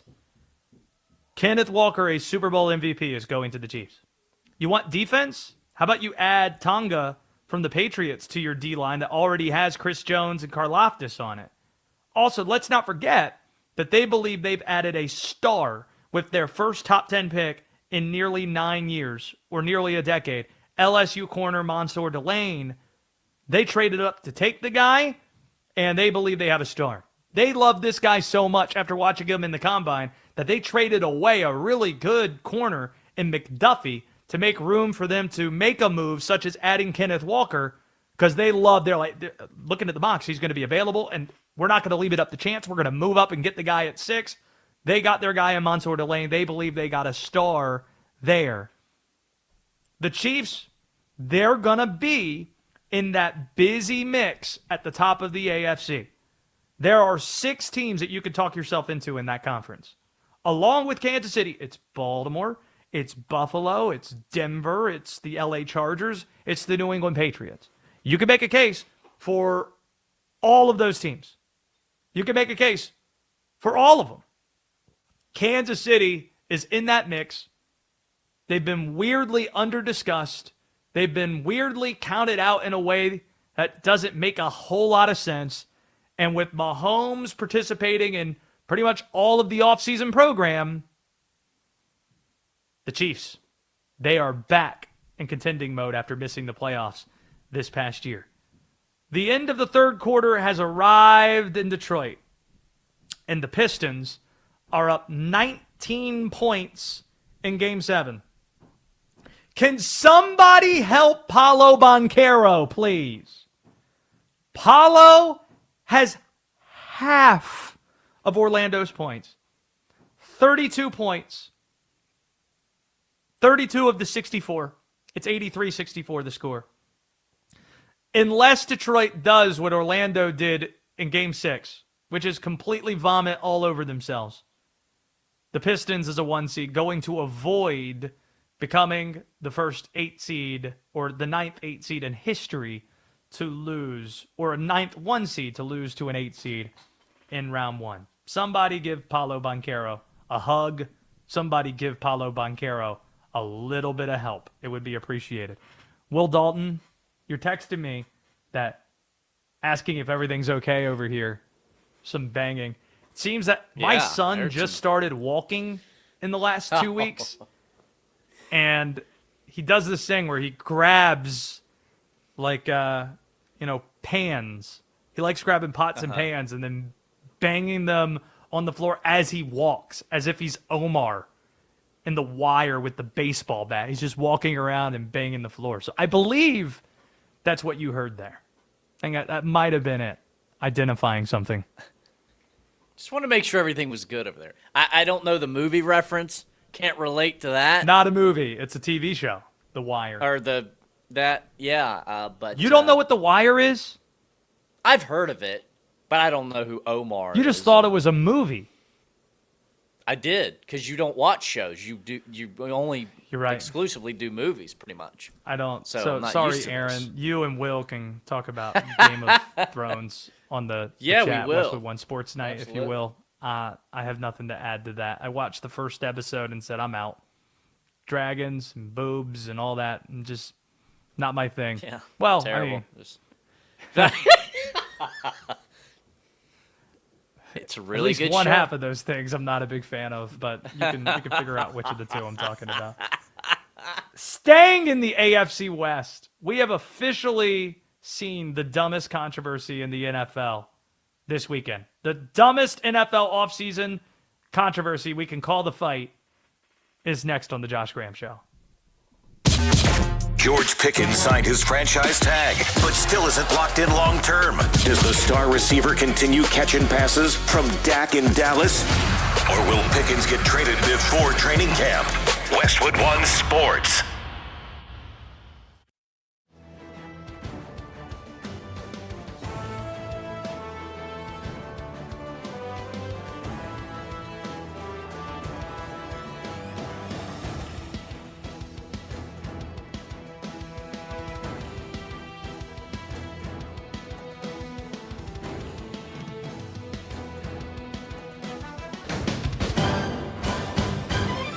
At the tone, the broadcast will begin in 4 minutes, 30 seconds.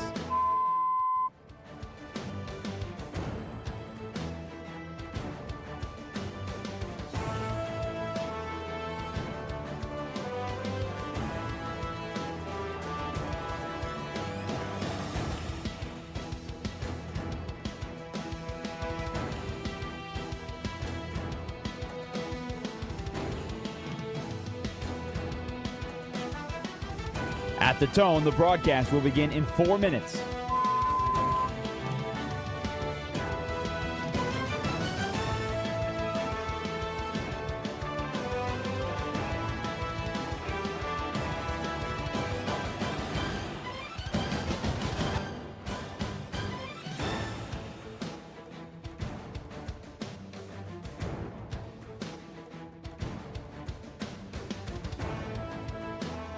At the tone, the broadcast will begin in 3 minutes and 30 seconds.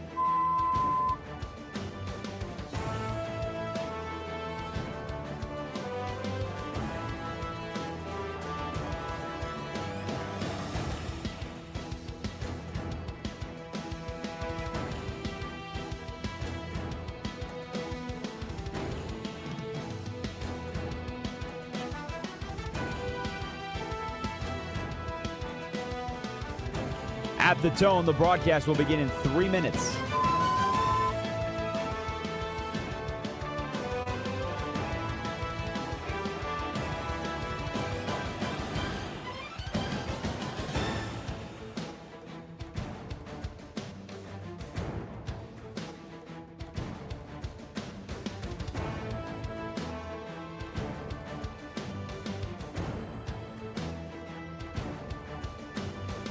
At the tone, the broadcast will begin in 2 minutes, 30 seconds.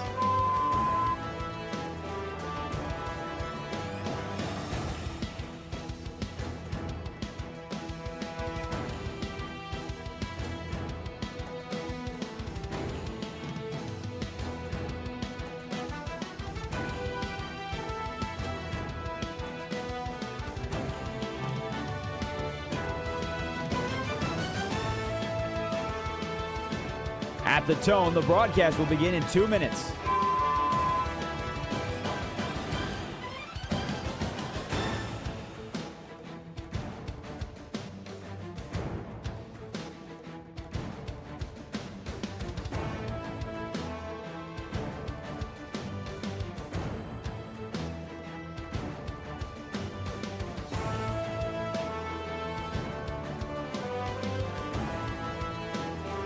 At the tone, the broadcast will begin in 1 minute, 30 seconds.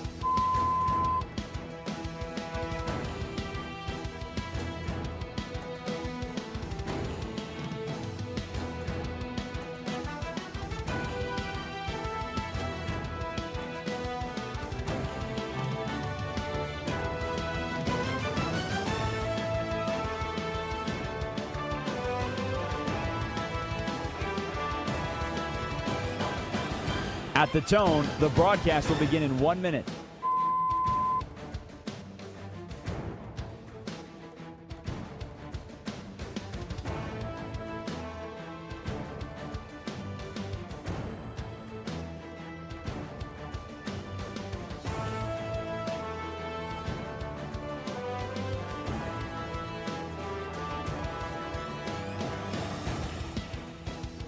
Stations, this is your final time check. At the tone, the broadcast will begin in 30 seconds.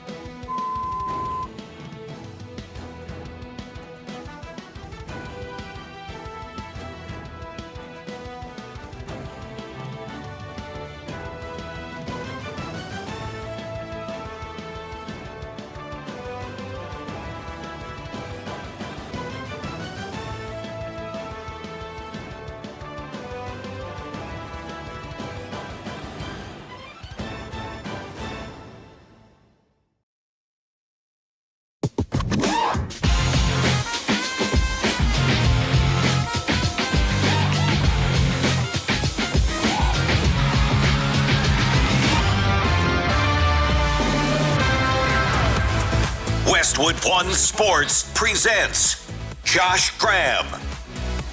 We are a fan of controversy around here. It makes things interesting to talk about. And before we get into perhaps the dumbest controversy in the NFL offseason, apparently I've stoked some disagreement. Tried to be as inclusive as I could with the list, saying that the Chiefs are among the frontrunners in the AFC next season. So I tried to go as wide as I could go, talking about the Chiefs with the Ravens and the Bills and the Broncos and the Chargers and the Patriots. Like, we included 6 teams there. Apparently haven't included enough because Corey in Greensboro, North Carolina wants in. And what you should know about Corey is I did local sports talk in North Carolina for 7.5 years. Actually, close to 10 years in multiple markets down there. I am based in Winston-Salem, North Carolina. And there is a group of individuals that refer to themselves as the Graham Crackers and are friends that refer to themselves as the Graham Crackers because they were fans of my show. My name being Josh Graham. Ha ha ha, you could connect the dots there. Corey is one of those people, yet Corey is still upset with me anyway. Now that the show's gone national, Corey, are you accusing me of being a sellout, or are you accusing me of forgetting about some team? I would say, Josh, good to hear you, man. Doing a great job. Thanks for taking my call. And, yeah, you kind of poked the tiger here, pun intended. So I think a team that you're missing out on is the Cincinnati Bengals. And, no one's really talking about this if you think about it. Their defensive makeup on their Super Bowl run is very similar to what they've done so far this offseason.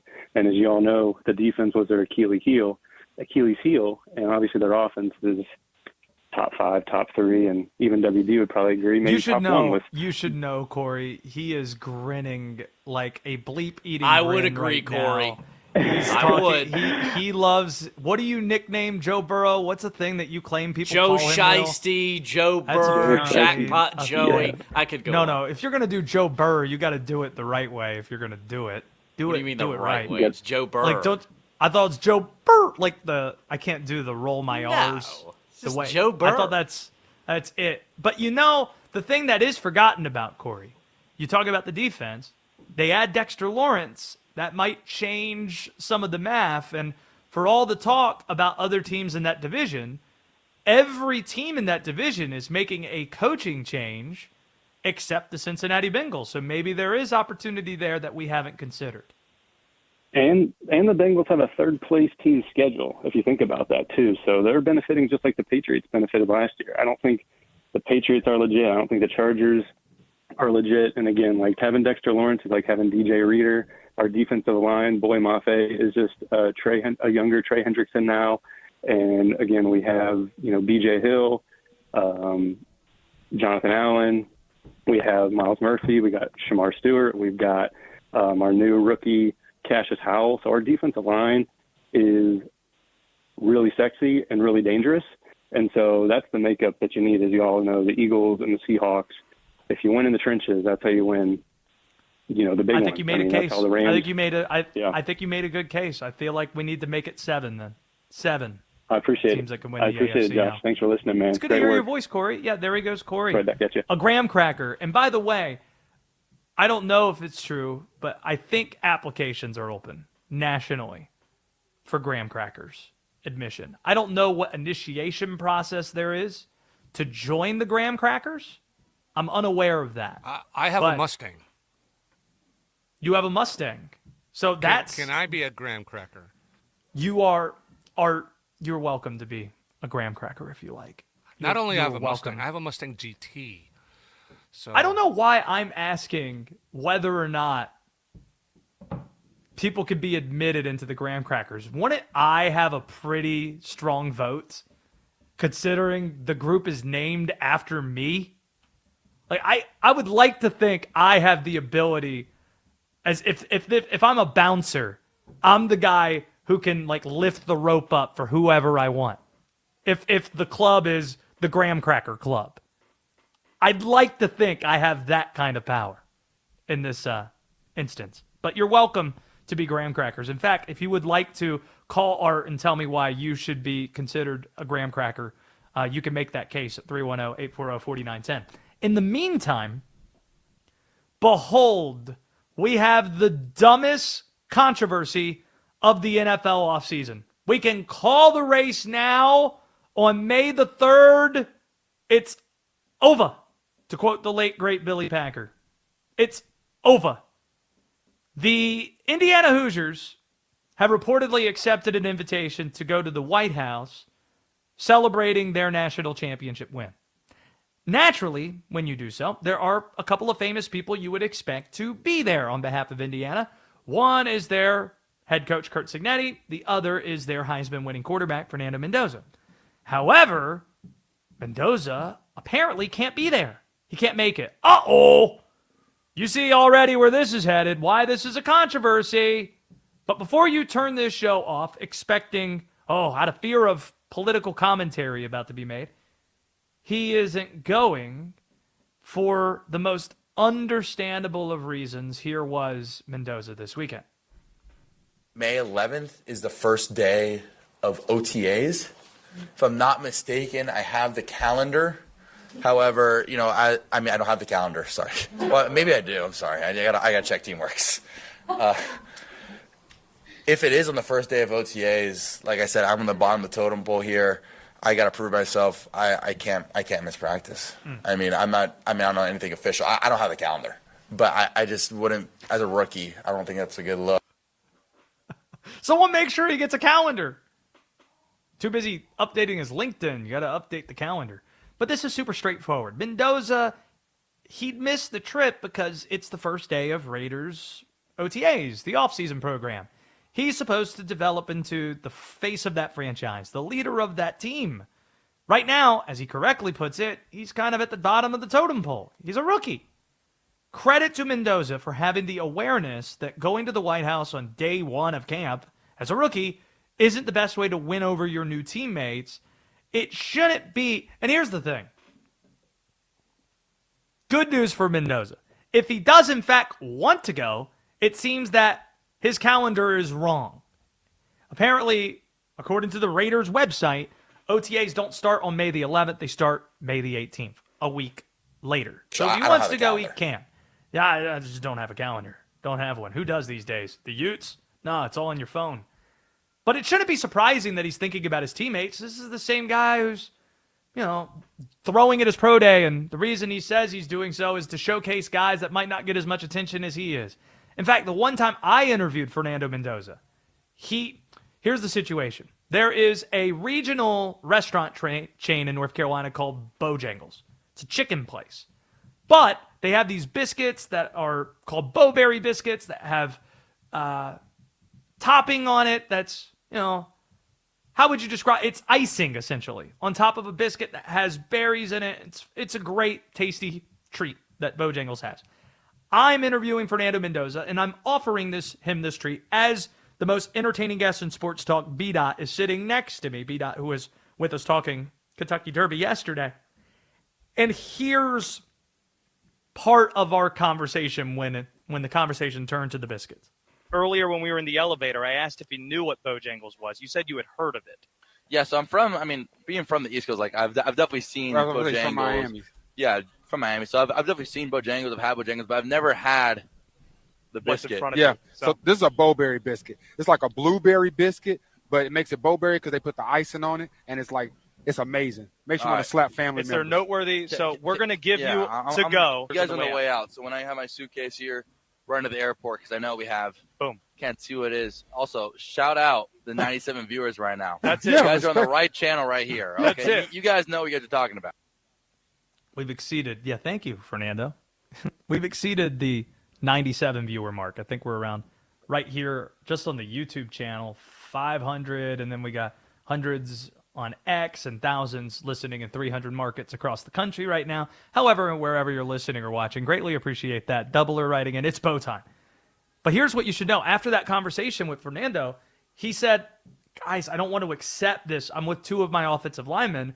I don't want to take something that they don't get to benefit from too. So I gave him the box of Bowberry biscuits so that he could have it with his teammates. Should tell you a lot about Fernando Mendoza. The real story here is just how misleading clickbait media is. There are a ton of ghouls on social media that said Mendoza isn't going because of political reasons. He's spurning the administration. And they spend his "it would be a bad look" comment, making it seem like he's saying it would be a bad look to go visit the White House rather than a bad look to miss the first day of his team's training camp. And the NFL media machine welcomes this. They've capitalized on it because May, generally a pretty slow month for the league, and the 24-hour NFL media machine, you got to feed it regardless of what time of the calendar it is. So here we are, the dumbest controversy of the NFL offseason. I don't have the calendar, sorry. No, don't have it. Travis is in Ohio, and believe it or not, is not on the Bengals train, and he disagrees with the graham cracker Corey, saying that the Bengals should even be considered one of the top teams in the AFC. Do I have that right, Travis? Am I mischaracterizing you at all? Partially right. I am a Joe fan. I am a Jamar fan, but the Bengals have the worst coach in the AFC North in Zach Taylor. So because of that, the Bengals should not be included with those other 6 teams. No, they're going to miss the playoffs. Lamar is back. The only reason why the Bengals even had a chance last year is because Lamar got hurt partially through the season. Once Lamar is back, he's going to get his 3rd MVP. Jesse Minter will get his first playoff berth as a head coach, and the Ravens will be in the driver's seat of the AFC North once again. Hold 1 second. Are you a Ravens fan in Ohio, or are you a Joe Burrow fan? Like, it sounds like you're a Ravens fan to say that about one of your rivals. I'm a Lamar Jackson fan and a Joe Burrow fan. Wait a minute. Is this the NBA-ification of NFL fandom, where you're not rooting for teams, you're rooting for players? Oh, I'm a Joe Burrow fan and a Lamar fan. Well, they're in the same division. They are, but I'm from a city without an NFL team. I only got one team, and it's the Buckeyes.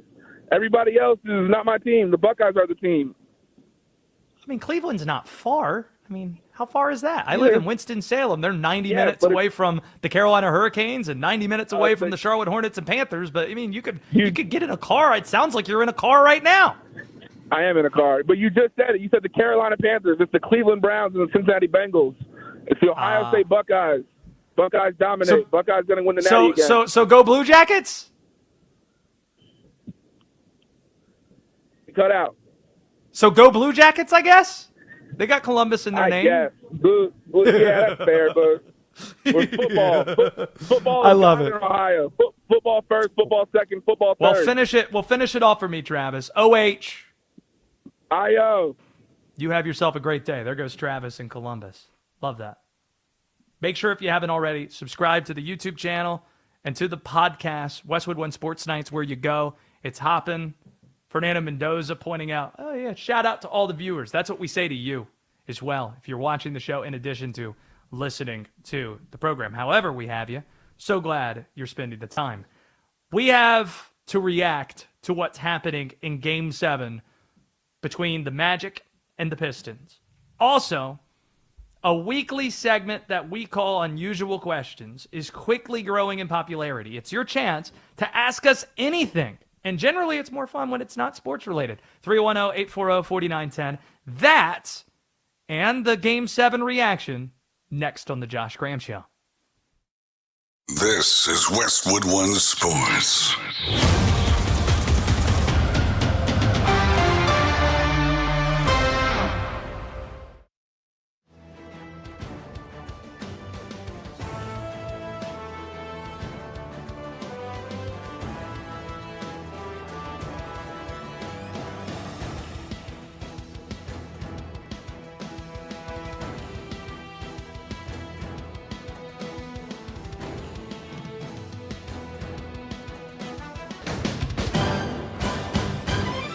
At the tone, the broadcast will begin in 4 minutes, 30 seconds.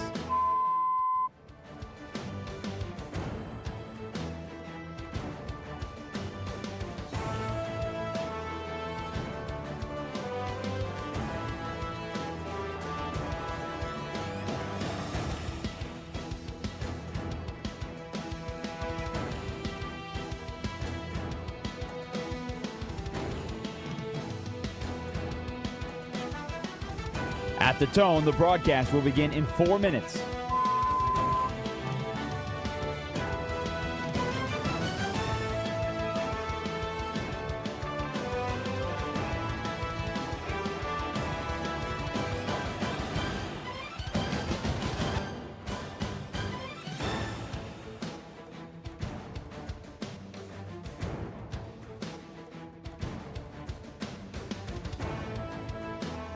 At the tone, the broadcast will begin in 3 minutes and 30 seconds.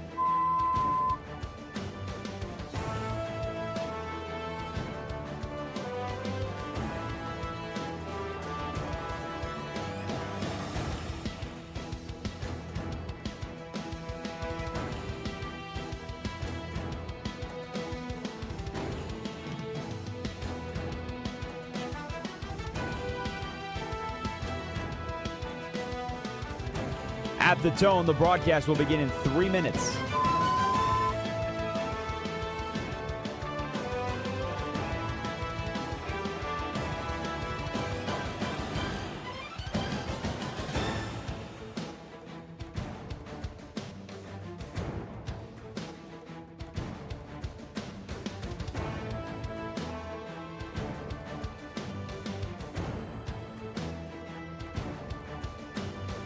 At the tone, the broadcast will begin in 2 minutes, 30 seconds.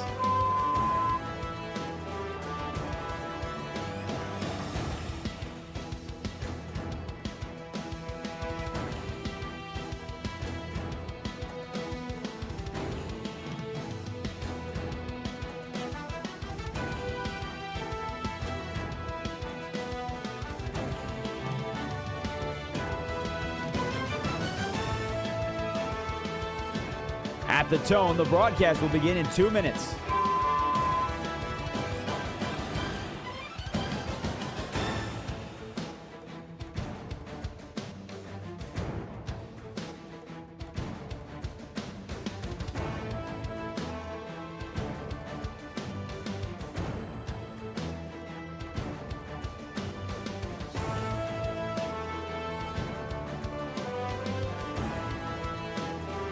At the tone, the broadcast will begin in 1 minute, 30 seconds.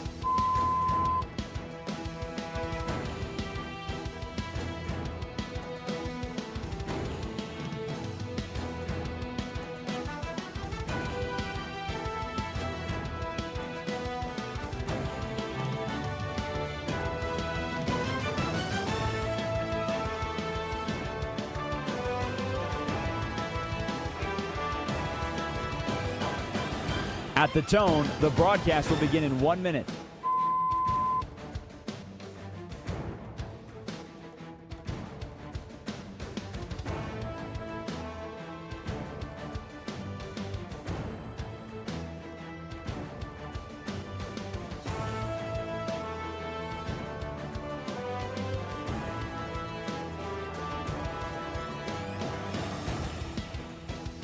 Stations, this is your final time check. At the tone, the broadcast will begin in 30 seconds.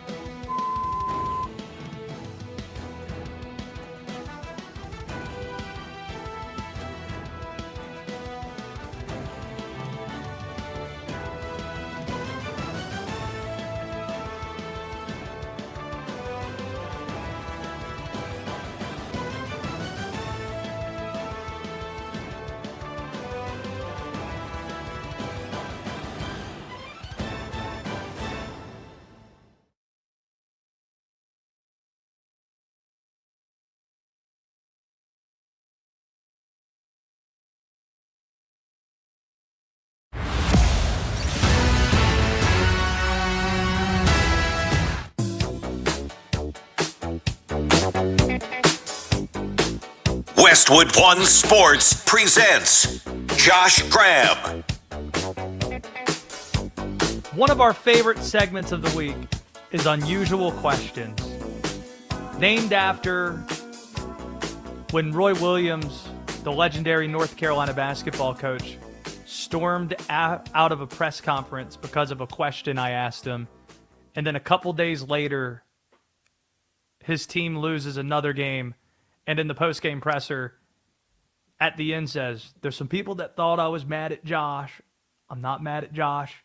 Thought it was an unusual question, which has given us license to allow for you, for one segment each week, to ask us anything. It could be sports-related, but usually it's more fun when it's off the beaten path. 310-840-4910. We're inviting you to chime in on the show. Will Dalton, let's give people a few prompts, directions that they could head in. What is your unusual question? And then I'll tell you mine, and then we can dig deep into that momentarily. What do you consider to have the best, what streaming service has the best catalog on the most consistent basis? I was thinking about this because of Duke and Amazon Prime in their agreement, and I just got to thinking about this.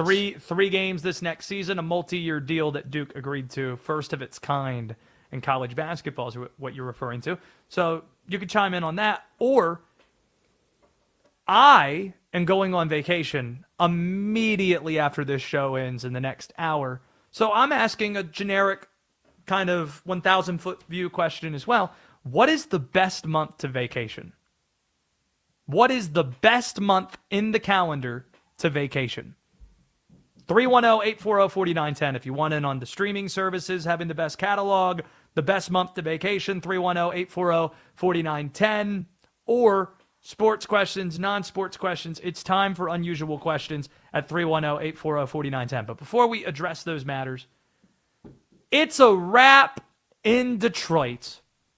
The Pistons beating the Magic over the head, advancing to round 2 of the NBA playoffs. Ultimately, the story is Paolo Banchero didn't get enough help. At the end of the third quarter, Orlando was trailing by 20 points, and Paolo had 32 of the Magic's 64. When the help started to roll in early in the fourth quarter, it was too little too late. Detroit was not going to have the collapse that Orlando did, the way they folded up like a chair in Game 6, up by 24 points, and then going on to score 19 points in the second half. Detroit wasn't going to do that. They are not an impressive 1 seed, but they are a 1 seed. We were guaranteed history in this series and in this game, and history we got. It's not Detroit becoming the 9th 1 seed to lose to an 8. It's instead Orlando, the 15th team in NBA history to blow a 3-1 series lead, losing a best-of-7 series, and the second in the last 24 hours. The second of this first round. A crazy first round of the NBA playoffs. So the Pistons move on to face Cleveland or Toronto, and frankly, Detroit should beat either of those teams getting to the Eastern Conference Finals. 310-840-4910 if you want in on the program. Will Dalton, let me see which of these two questions we want to start with here. I haven't given any thought at all to the question of streaming services, but obviously I've given a lot of thought to the question of best month to vacation because I believe it's May. I said this when we went to the Final Four in Indianapolis. I said this line, quoting the great philosopher John Rothstein, we sleep in May, right? Because it's April, I'm in Indy, 5 nights I spent there in Indy. 4 of the 5 nights, I went to bed past 4 a.m., and the one exception was the one night I went out socially and sang Wagon Wheel at a place called the Thirsty Beaver Saloon, Wild Beaver Saloon in downtown Indianapolis, singing karaoke with Westwood One execs. A lot of fun. I think May is the best month because it's not crazy hot and it's not the month that everybody goes on vacation. So it's not jam-packed at some of the touristy places you want to go. And also, in terms of the sports calendar, you're not so late in the NBA and Stanley Cup playoffs that you're fearful you might be missing out on some stuff, especially when you work in our industry. So I felt the first few weeks of May, post-draft, post-NFL draft, those are pretty good to vacation. Let me raise you September. September, football has started. And you can share that and experience that wherever you're traveling to and enjoy that in that place. See, that's what I would want to do. No, it's like, okay, I'm at the beach. I'm at the beach. Telling on yourself. Let's put on the game at the beach. See, you're telling on yourself a little bit because parents are about to chime in and say, while kids are in school, that's when we're going to do vacation? It's called take a day off. They can make it I know Doubler's going to say May, but like there are some schools. I went to a year-round school that actually got out in May. So it depends on like when, like it ended in May. That is not something that I forgot about as somebody who has a child. Quoting Billy Zane and Titanic. I have a child. Let's go to Jim, who's in Seattle, Washington. I real badly just want to refer to Jim the way that Romo does, sitting next to him. Jim! Jim is in Seattle. What do you have for us in unusual questions, Jim? Yes, are you okay if men who are not related to you call you sir, bro, cuz, homie, total strangers? I need to know the age bracket of the person who's saying it. Oh, I didn't think about that part, but I just know a lot of people hate being called sir and bro if you don't know the person. You sound like one of those people. Paint the picture for me. When was the time that somebody called you Jim? We're sitting, you're laying on the couch, and I'm the therapist, and I'm going to ask you soon about your mother and everything. Try to get inside your head, but right now, tell me about the time that somebody called you bro, cuz, homie. What happened? I'm 57 years old, and like just the other day, grocery store. Have a good day, sir. I mean, I don't mind it, but I know people hate that. See, I'm fine with sir, but why did you put sir in the same category as homie? Because if that guy said thanks homie, I think it's different than sir. One's meant as respect, the other's I don't think it is. I don't know if homie is the most respectful of terms. Will Dalton bro. disagreeing. Yeah, bro. Well, thanks for the call, bro. Thanks, Jim. Bro. Jim! Will Dalton's pushing back fervently on this. I can feel you want it in. Well, it does depend on the context. It just does. It does depend on the age bracket.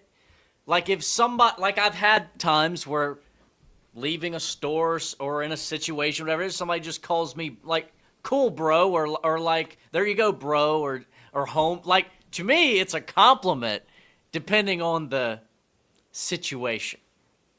This might be a first for the show. We got a call from Honolulu. Let's go to Sean. Sean, it's unusual questions. It's the Josh Graham Show. It's evidence. We're on in over 300 markets across the country, including in Honolulu. What do you have for us, Sean? So twofold.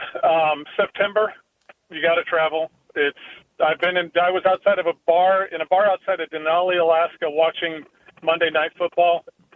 It was awesome. And then plus, there's no crowds and it's warm because in May it can rain.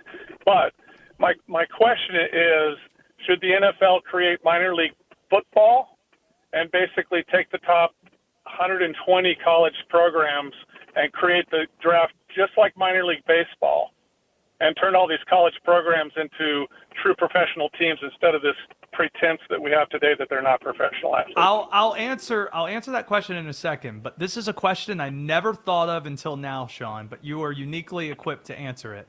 Where everybody vacations to Hawaii, where do people from Hawaii vacation to? Alaska, it sounds like? No, that's when I lived in Airbnbs all over the country for a year. Really, we don't. I go to Asia for the most part. Okay. So Korea, Japan, Taiwan. How long's that flight? How long's that flight to and Taiwan? Then also, because I'm not from here, it's visiting family on the mainland U.S., the continent of the U.S. How long's that flight to Japan? 8 hours, 7 hours, something like that, from Honolulu. It's not bad, Sean. Sean, all right, here's how I'll answer your question, though. And I appreciate the call from Honolulu. It's good to hear from you. I hope you'll give us a shout back.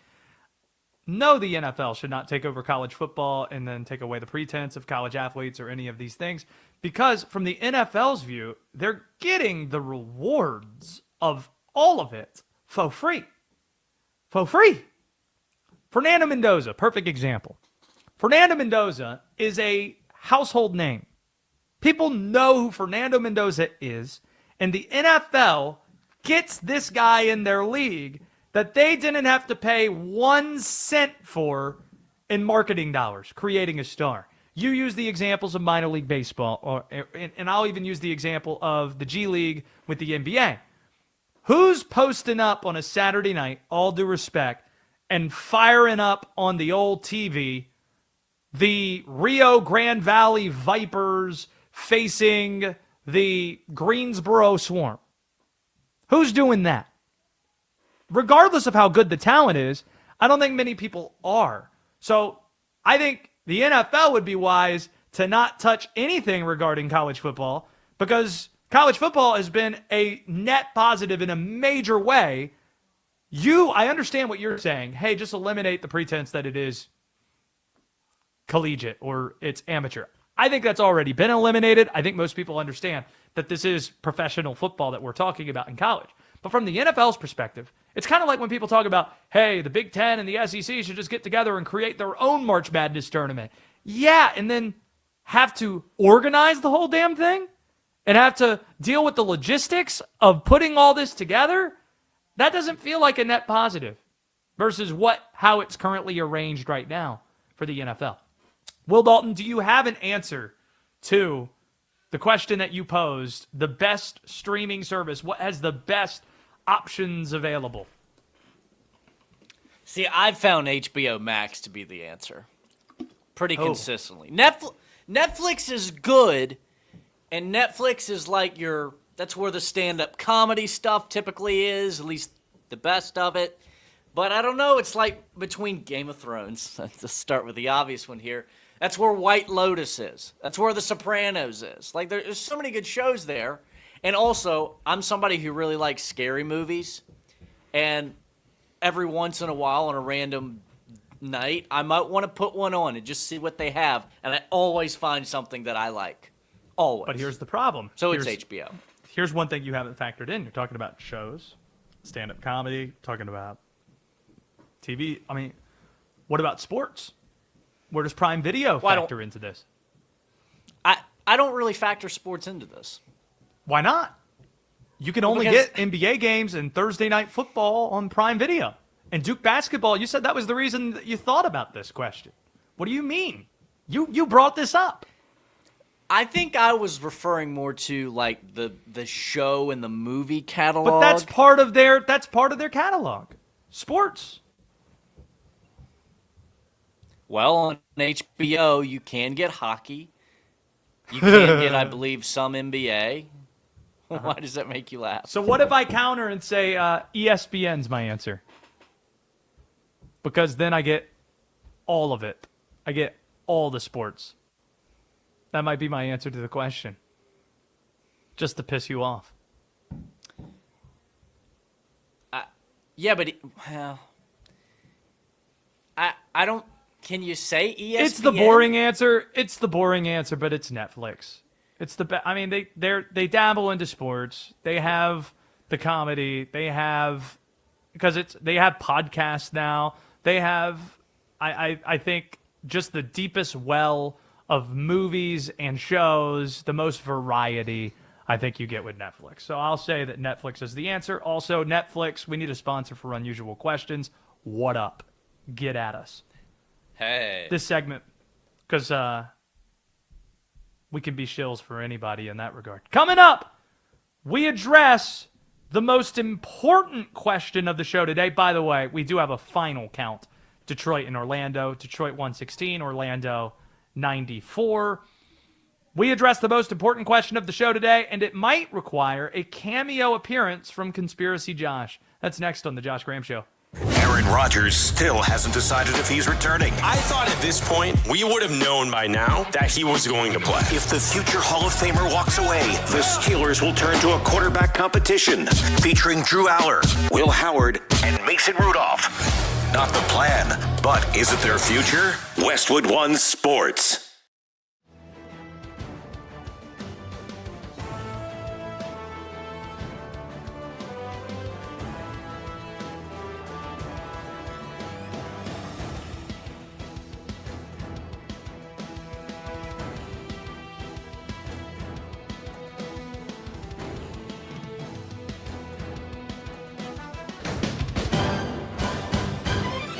At the tone, the broadcast will begin in 4 minutes, 30 seconds.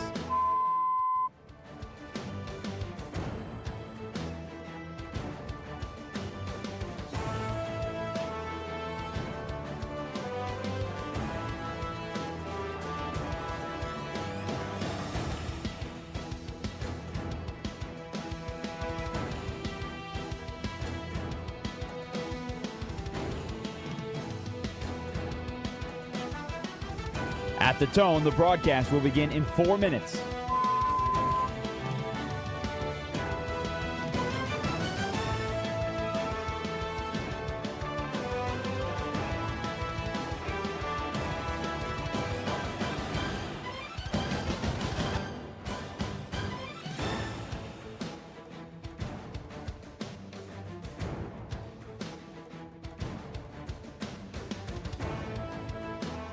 At the tone, the broadcast will begin in 3 minutes and 30 seconds.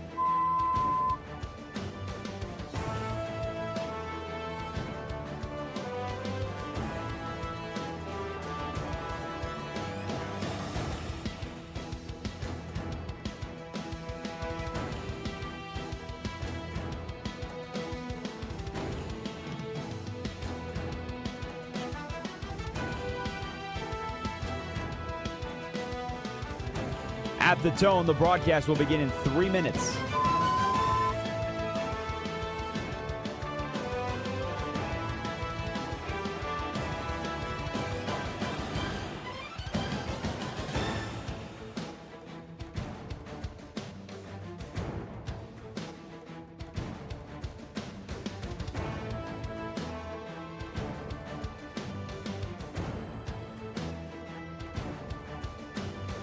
At the tone, the broadcast will begin in 2 minutes, 30 seconds.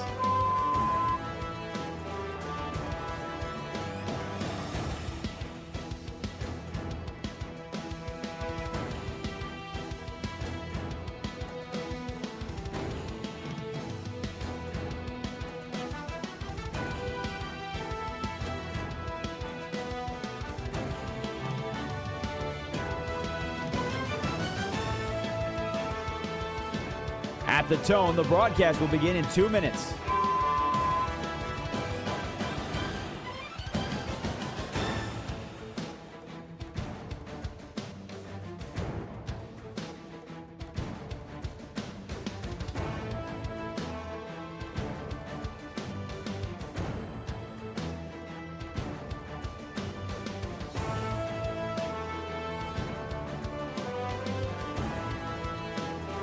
At the tone, the broadcast will begin in 1 minute, 30 seconds.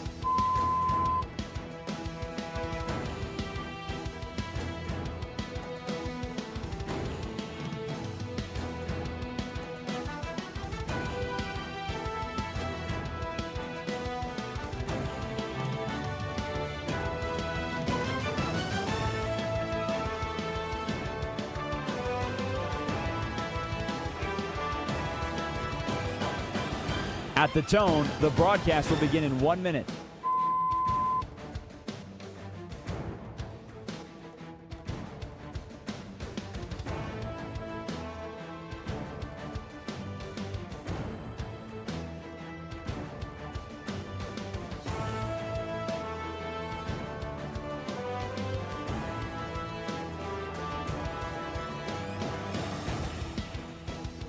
Stations, this is your final time check. At the tone, the broadcast will begin in 30 seconds.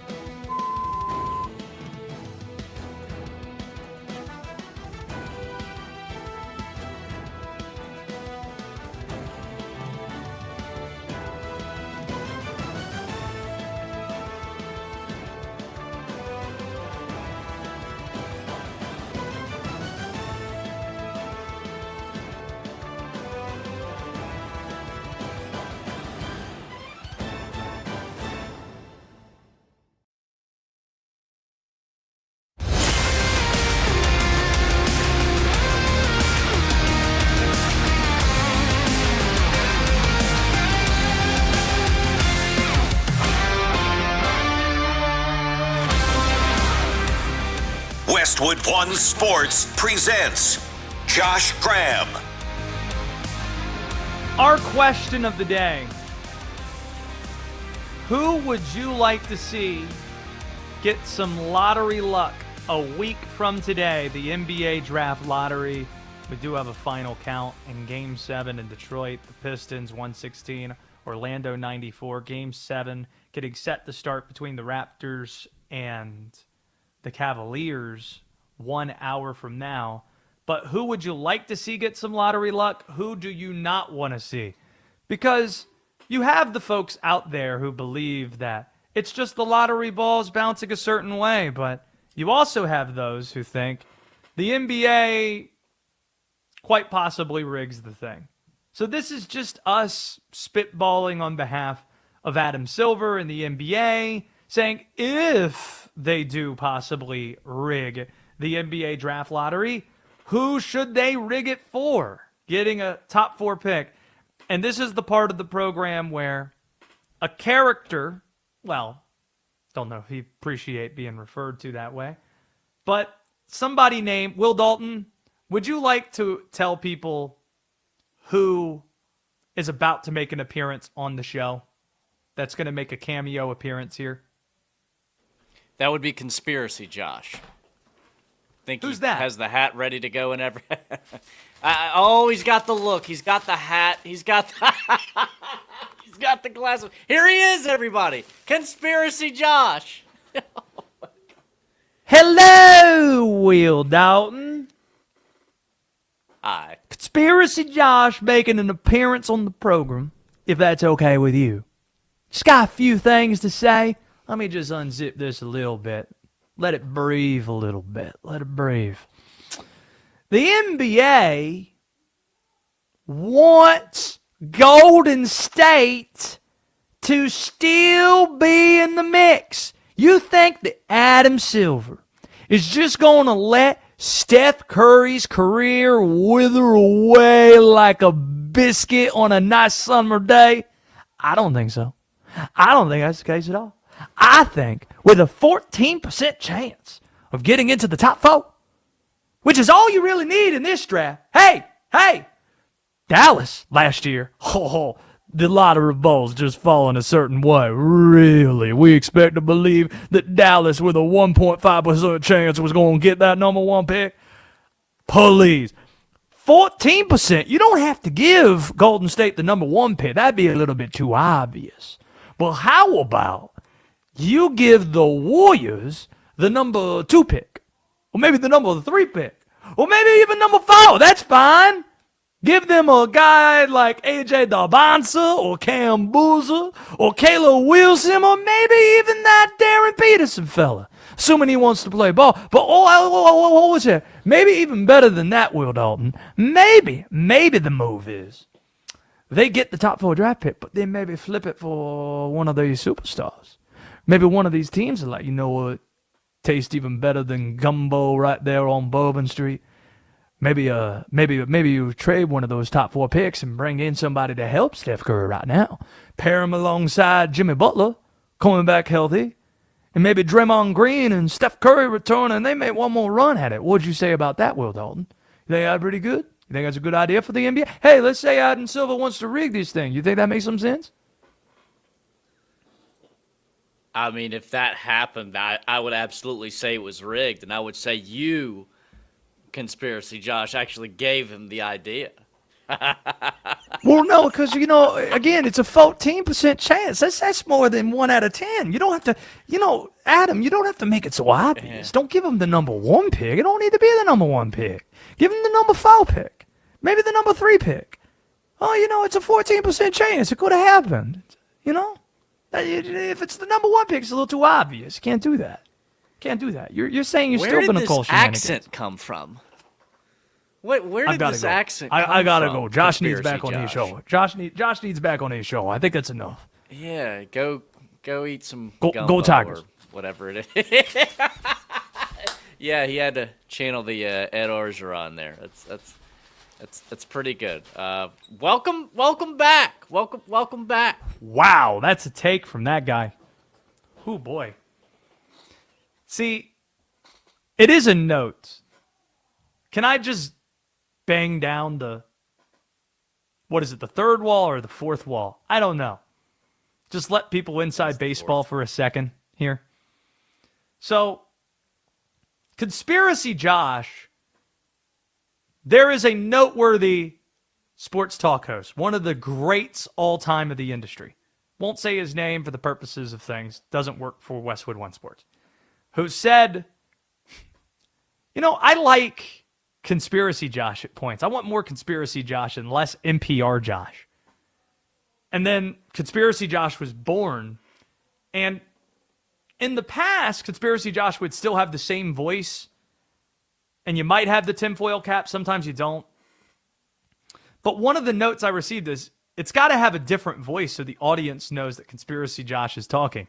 So to answer your question, Will Dalton, where did the voice come from? Given where I'm from in North Carolina, the only accent I can do with any kind of confidence is the Southern accent. And it's less North Carolina Southern and more John Candy and JFK with shades on saying, "Oh, you're trying to get the grand enchilada. Listen here, Daddy-O. You don't even realize what you're talking about."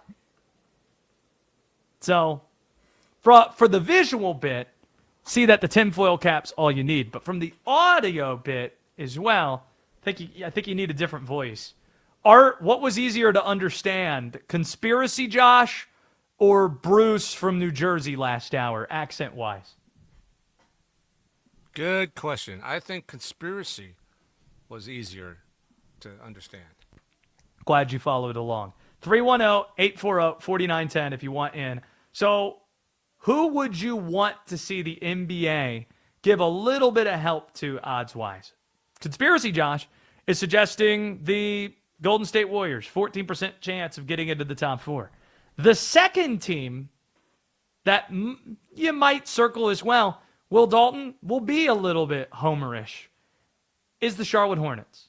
2.5% chance at the top 4, which, again, a lot more than what Dallas's odds were at the number 1 pick last year. The Hornets could have tanked. They could have tanked. Just like the Wizards, just like the Pacers, just like the Jazz. They could have done that. They started the season 4-14. They haven't made the playoffs in 10 years. But rather than doing that, they tried. And they have something exciting brewing with new ownership. Then you get an executive, a GM that people respect in Jeff Peterson, and a coach that people respect in Charles Lee from that last championship staff in Boston a couple years ago. This might sound like small potatoes, but for small market franchises, it isn't. Think of having a great farm system in Major League Baseball. But the Summer League championship last summer for Charlotte is followed by a G League title for Charlotte, and then a really good second half. And Con Knippel should have won the Rookie of the Year over Cooper Flagg, didn't. If you're going to rig it for somebody, Adam Silver, help a team that's trying to do it the right way. And again, it doesn't even have to be a top 4 pick or the number 1 pick. There's no generational player in this draft. If you get in the top 4, there is not a large gap between these players, Dabonsa, Peterson, Boozer, Caleb Wilson, in however order you want them to be. So those are the teams. Golden State, Charlotte. That would be fun if they got a little bit of help. A little bit of help. Health is necessary in Golden State's case. Getting to the teams that we absolutely under no circumstances want to see rewarded with the top pick. Really, it's just 2 teams. We don't really want to see the tanking teams rewarded, but the Wizards, are you really going to be mad if the Wizards get the pick? Are you going to be super upset, red in the face, if it's Utah or Sacramento getting the pick? Probably not. But teams that will generate reaction in terms of how upset basketball fans are if these teams get the pick, there are 2 that stand out. The Oklahoma City Thunder. We do not want to see the Oklahoma City Thunder get another dude. They still own Clipper lottery picks. And that lottery pick gives them a 7% chance of climbing up to the top 4.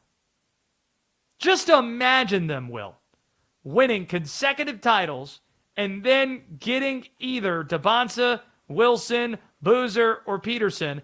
Remember, they also picked up Jared McCain in the middle of this last year, who we thought at this time a year and a half ago before he got hurt his rookie season might have been the Rookie of the Year in the NBA. So they're stocking the future while also being the best team in the sport right now. So nobody wants to see that happen. But there is a team you'd like to see get that pick even less than the Oklahoma City Thunder. And that would be the Dallas Mavericks. After making the worst trade in NBA history, you could argue, the Mavericks fell into getting a generational player in Cooper Flagg. That was despite having a 2% chance of getting the pick. Then, rather than try, just a few years removed from being in the actual finals, they trade away AD, they shut down Kyrie Irving. Cooper Flagg, his numbers are cooked, so he gets the Rookie of the Year that he didn't deserve. Con Knippel did. And it would be an awful taste in basketball fans' mouth across the country if Dallas got rewarded with another top player going to Big D. Those are the ones that come to mind. 310-840-4910. Let us know if we're missing anybody. This segment sponsored by Progressive Commercial Insurance. They protect small businesses with affordable coverage options. Get a quote today at progressivecommercial.com. While we're talking about the draft, can we talk about the NFL draft for a bit? Because here's something that's frustrating, Art. This is a frustrating thing, Will. This week, ever since the draft concluded last Saturday, you have shows such as this one attempting to grade the drafts of teams with no sample size. It's just too close. It's kind of like, it feels trying to grade a draft in the moment is kind of like the Oscars trying to identify what the best movie, the most impactful movie, the most resonant movie each year is in the moment. And often they get it wrong, and you find out 4 or 5 years later that, oh, it shouldn't have been Parasite. It probably should have been Once Upon a Time in Hollywood. Oh, it probably should not have been Moonlight. It should have been La La Land. Oh, it probably should not have been Driving Miss Daisy. It should have been Do the Right Thing. And we can go throughout all the examples when it comes to the Oscars. As a movie lover, happy to go that path. The same is true in the NFL. We don't have the sample size to say with any type of accuracy how these teams did with their drafts, but 4 and 5 years removed, we can do that. So let's do it. Let's revisit 2021, 2022 NFL drafts. We have 2 winners and 2 losers from those drafts that we now have enough sample to say how teams ultimately did. And let's start with the winners here, the Philadelphia Eagles. The Eagles, it's a good draft if you get 2 or 3 players that are impactful players for you in a draft. The Eagles in these 2 drafts had 7 impactful players just taken in the draft. So not even talking about free agency or via trade, what they were able to add. They did add A.J. Brown via trade in 2022, by the way. But here are the players that they pulled in those 2 drafts. Devontae Smith, Landon Dickerson, Milton Williams. If you want to count A.J. Brown, you can. Jordan Davis, Cam Jurgens, Nakobe Dean. They got real players in this draft, in these 2 drafts, that are helping them still today. The Detroit Lions are the other winner. They landed 6 key contributors. Penei Sewell, defensive lineman Aleem McNeil. Amon St. Brown was a 4th-round pick. Aiden Hutchinson, 2nd overall. Got that right. Jamison Williams. Malcolm Rodriguez. What a pull he was at linebacker. Those drafts were transformational for the Eagles and for the Lions.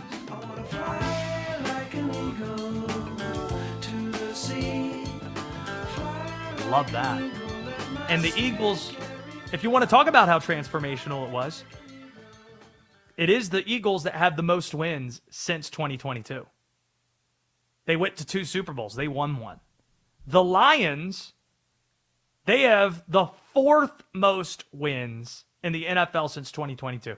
Think about how crazy that thought would have been a decade ago. The Lions with the 4th most wins over a 4-year period, that's crazy. And they missed their opportunity with the big lead in San Francisco, that 2023 NFC Championship game. Nearly went to the Super Bowl. Probably should have gone to the Super Bowl. So those are the winners. Now let's focus on the losers. And there are 2 that stand out. The Tennessee Titans, they had 2 train wreck drafts towards the end of Mike Vrabel's tenure with the Titans. Caleb Farley, corner out of Virginia Tech, 1st-round bust. A year later, they traded A.J. Brown on draft night, got a 1st-round pick that they selected Arkansas wide receiver Treylon Burks with, another bust. So that wasn't very good for the Titans. The Las Vegas Raiders drafted 13 players over those 2 years. Yeah.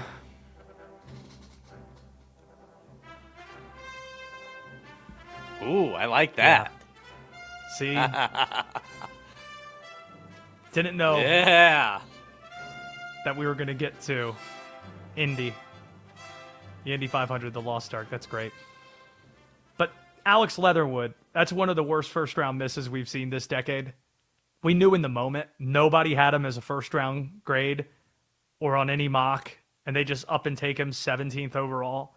And then they traded the 2nd of those 1st-round picks for Devontae Adams, who turned out to be a miss. Good Taco Bell commercials, but other than that, not really adding all that much. The one good player they got out of the 13 players they drafted those 2 years was safety Trayvon Merrick, and they weren't even able to re-sign him. He's now playing for the Carolina Panthers. So those are the two losers. And how have they done since 2023 or 22? The Titans and Raiders have two of the three worst records in the league since 2022. So revisiting the 21 and 22 NFL drafts, the two winners are the Philadelphia Eagles and the Detroit Lions. Your two losers are the Tennessee Titans and the Vegas Raiders. Did way too much research on this, Will, for a few minutes here on the Josh Graham Show, Westwood One Sports. Too much work, especially as I'm about to hit vacation. Should probably be mailing it in, but just not about that. WD, what do we have to put this show to bed momentarily? It's the great deck chair controversy. And that's next on the Josh Graham Show. Quarterback Bo Nix had a second surgery on his broken ankle and is expected to be limited during Broncos OTAs. Should Sean Payton be concerned if his franchise passer will be ready for training camp? Westwood One Sports.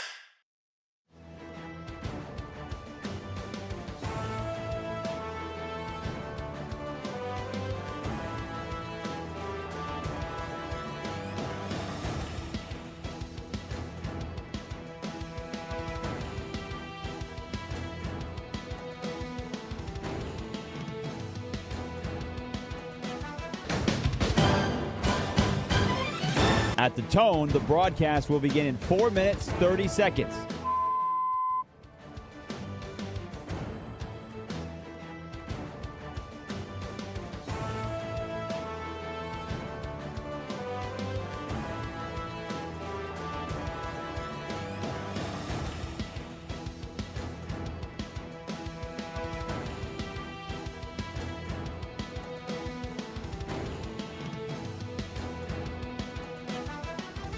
At the tone, the broadcast will begin in 4 minutes.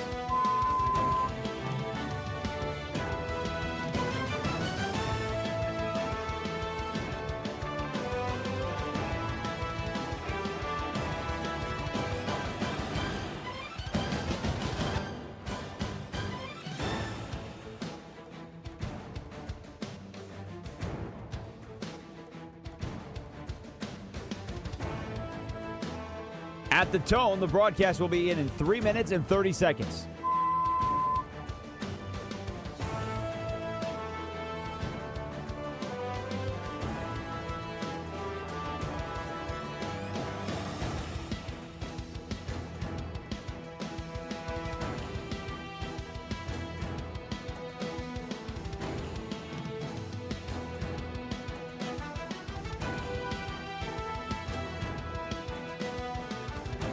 At the tone, the broadcast will begin in 3 minutes.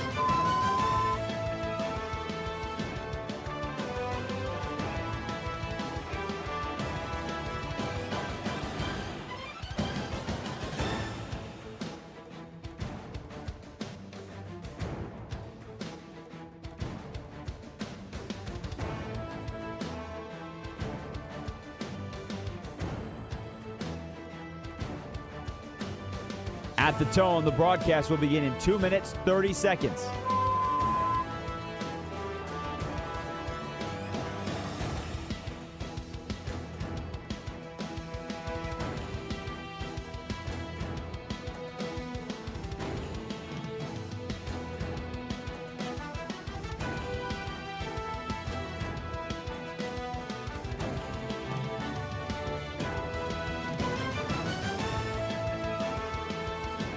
At the tone, the broadcast will begin in 2 minutes.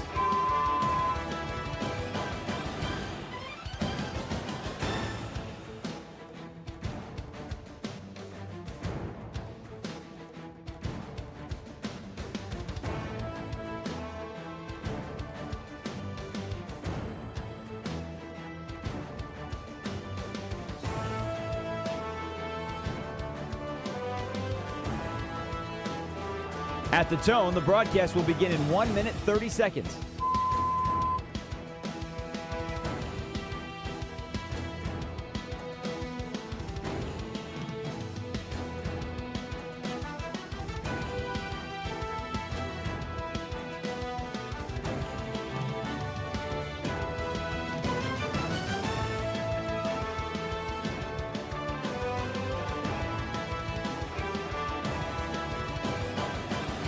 At the tone, the broadcast will begin in 1 minute.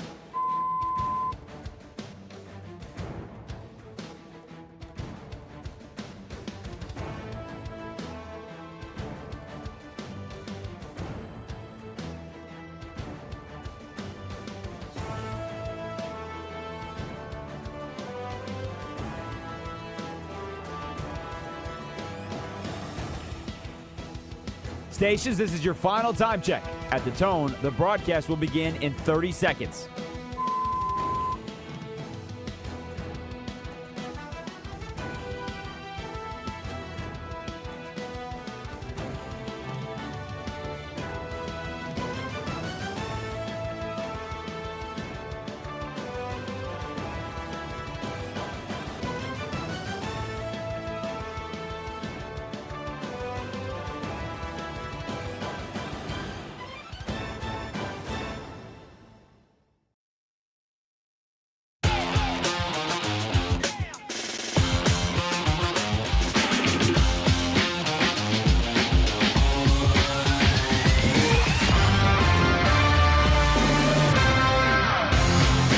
Westwood One Sports presents Josh Graham.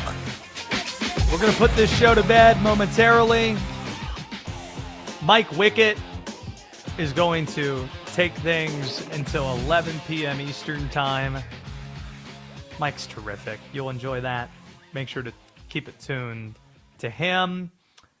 Pistons 116, Magic 94, that Game 7, a final. You got two other Game 7s tonight. In the NHL, you can't find a series that's been closer than what Montreal and Tampa has been. And Montreal has already taken a 1-0 lead, closing in on the end of the first period. Every game of this series has been decided by one goal. First 6 games decided by one goal. 4 of the 6 have gone to overtime. So you know that's going to be wicked close. TNT, Montreal 1, Tampa Bay no score. In terms of the NBA Game 7 tonight, not nearly as interesting as Orlando-Detroit in terms of the storylines. Let's hope it's a better basketball game. Toronto, Cleveland. The Cavs, they should have won this series already. Bad turnover and overtime leading to the R.J. Barrett 3 to lose Game 6, Game 4. You allow an 11-2 run to close the game when you're up 7 late. Just inexcusably bad. There was an 8-second call that cost them there. But they're at home. You should probably win the basketball game. Plain and simple. You're at home. You have more talent. What excuse is there? Do we have information on Brandon Ingram's status? He's out. He's not going to play, per Mark Stein. So you're no Brandon Ingram in Game 7. It would be inexcusably bad for Cleveland if they lose Game 7 tonight against Toronto at home without Brandon Ingram in the lineup. So I don't see it being all that interesting, but knowing Cleveland, they'll probably eke right by, and it will be an entertaining game just by the law of averages. They'll sneak by and then get beat by Detroit in round 2. The Pistons will find their way into Eastern Conference Finals facing either the Sixers or the New York Knicks. Let's close out today's program by putting it to bed. When was the last time you went to the beach? I usually go a couple times a year. We live in North Carolina, so that's pretty easy to do. So I'd say August of last year. Well, I doubt you saw anything out there like this. So, this guy, apparently, he's 50 years old. His name is Yaakov Levi. Nailed it. Yeah, absolutely. This happened in Florida on a luxury surfside condominium where properties can range from 1 to 27 million, just depends. And authorities say that this guy became irate because he was told that he could not sit on a beach chair, a deck chair, that belonged to the private property because he didn't live there. This wasn't just a public beach, that you could just sit on the beach chairs out there. That makes sense. So then the Yeah, it makes a ton of sense. Does. But not to Levi. Oh, boy. Where the situation then escalates. Because, first of all, before he did anything else, he stripped down naked. All right. Got that. And then But he's probably in trunks. He's probably in some trunks. It's probably not hard. It wasn't a lot of stripping. No, but stripping nonetheless. He then charged at beachgoers with an umbrella. Expressing his level of frustration. But then it gets even worse. I wonder if that play is open umbrella or closed umbrella. Because closed umbrella is more pointy, but open umbrella, you might be able to hit more people. Use it as like a Captain America-like shield. I'm not sure, but what I can say is that it then gets worse because then he decides to grab a large drill and he reportedly is yelling threats at people, running after them. That's when the police finally showed up with tasers drawn. And, I'm looking at the body cam footage, courtesy of the New York Post, and yeah, they got him down pretty quick after that. So, they got the situation under control. Speaking of situations that need to be under control, Oh, did you ever get a text? No, I didn't. No. So we have no evidence that this beer skate is in your possession. It's just some lady's word that said she got it for you, but gave you no evidence that she actually did. No text, tell you what you do. Pictures. This is great incentive to tune back in to the Josh Graham Show next weekend because I will have it right here in hand, right here. Hey now, it's true. Would you rather see a picture or it? So the draft lottery is a 3:00 Sunday lottery now. So we will be on right after the lottery next Sunday. And yes, Will have a beer skate, apparently, supposedly, allegedly. I'll probably pour an energy drink in it and I'll be enjoying that right here on the show. So unforgivably bad. For how you I just don't know did what me to dirty. tell you. Awful. Like you How don't did I you didn't do think you you wanted dirty? to see it? Huh? Like you don't have the no, I'm saying you texted me right before the show started. Yeah, I got the beer skate. I've secured the beer skate is the way you said it. Yeah, as in And you it's haven't coming, secured like anything. I'm gonna get it. Well, she got it for me. That was securing the bag. I asked her to do it, and she finally got one, so therefore I have it. It's coming. Okay. That's like me saying, hey, man, I'm in Orlando. Because I have a flight to Florida sometime soon. But I text you it before I leave. Hey, I'm in Orlando. Oh, really? Come hang out then. Oh, no. I'm in the airport about to leave. Well, then you're not in Orlando. That's essentially what you said. I don't think I did, but, that's... Did you not say the words, I've secured the skate? You said those words. Yes. I did. As in, I have it. It's good. I'm gonna But get you it. don't have it! I'm gonna... If you buy something on Amazon and it's not at your house yet, you haven't gotten it. Unplug my headphones. I have no idea what you're saying. If you buy something on Amazon and it hasn't shown up at your house, you don't have it yet. I can see you getting very animated, but I unplugged my headphones, so I have no idea what you said. Still? No, I can't. Because I've repeated myself twice. See, I wouldn't know that. I just see you getting very animated at the camera. If you buy something on Etsy and it shows up, it hasn't shown up at your house, have you gotten it yet? Physically, no, but you are an owner of it. No, because you don't have it yet. If it doesn't show But up, I know then you where get it is. reimbursed. You purchased it, but you don't know where own it the is. product.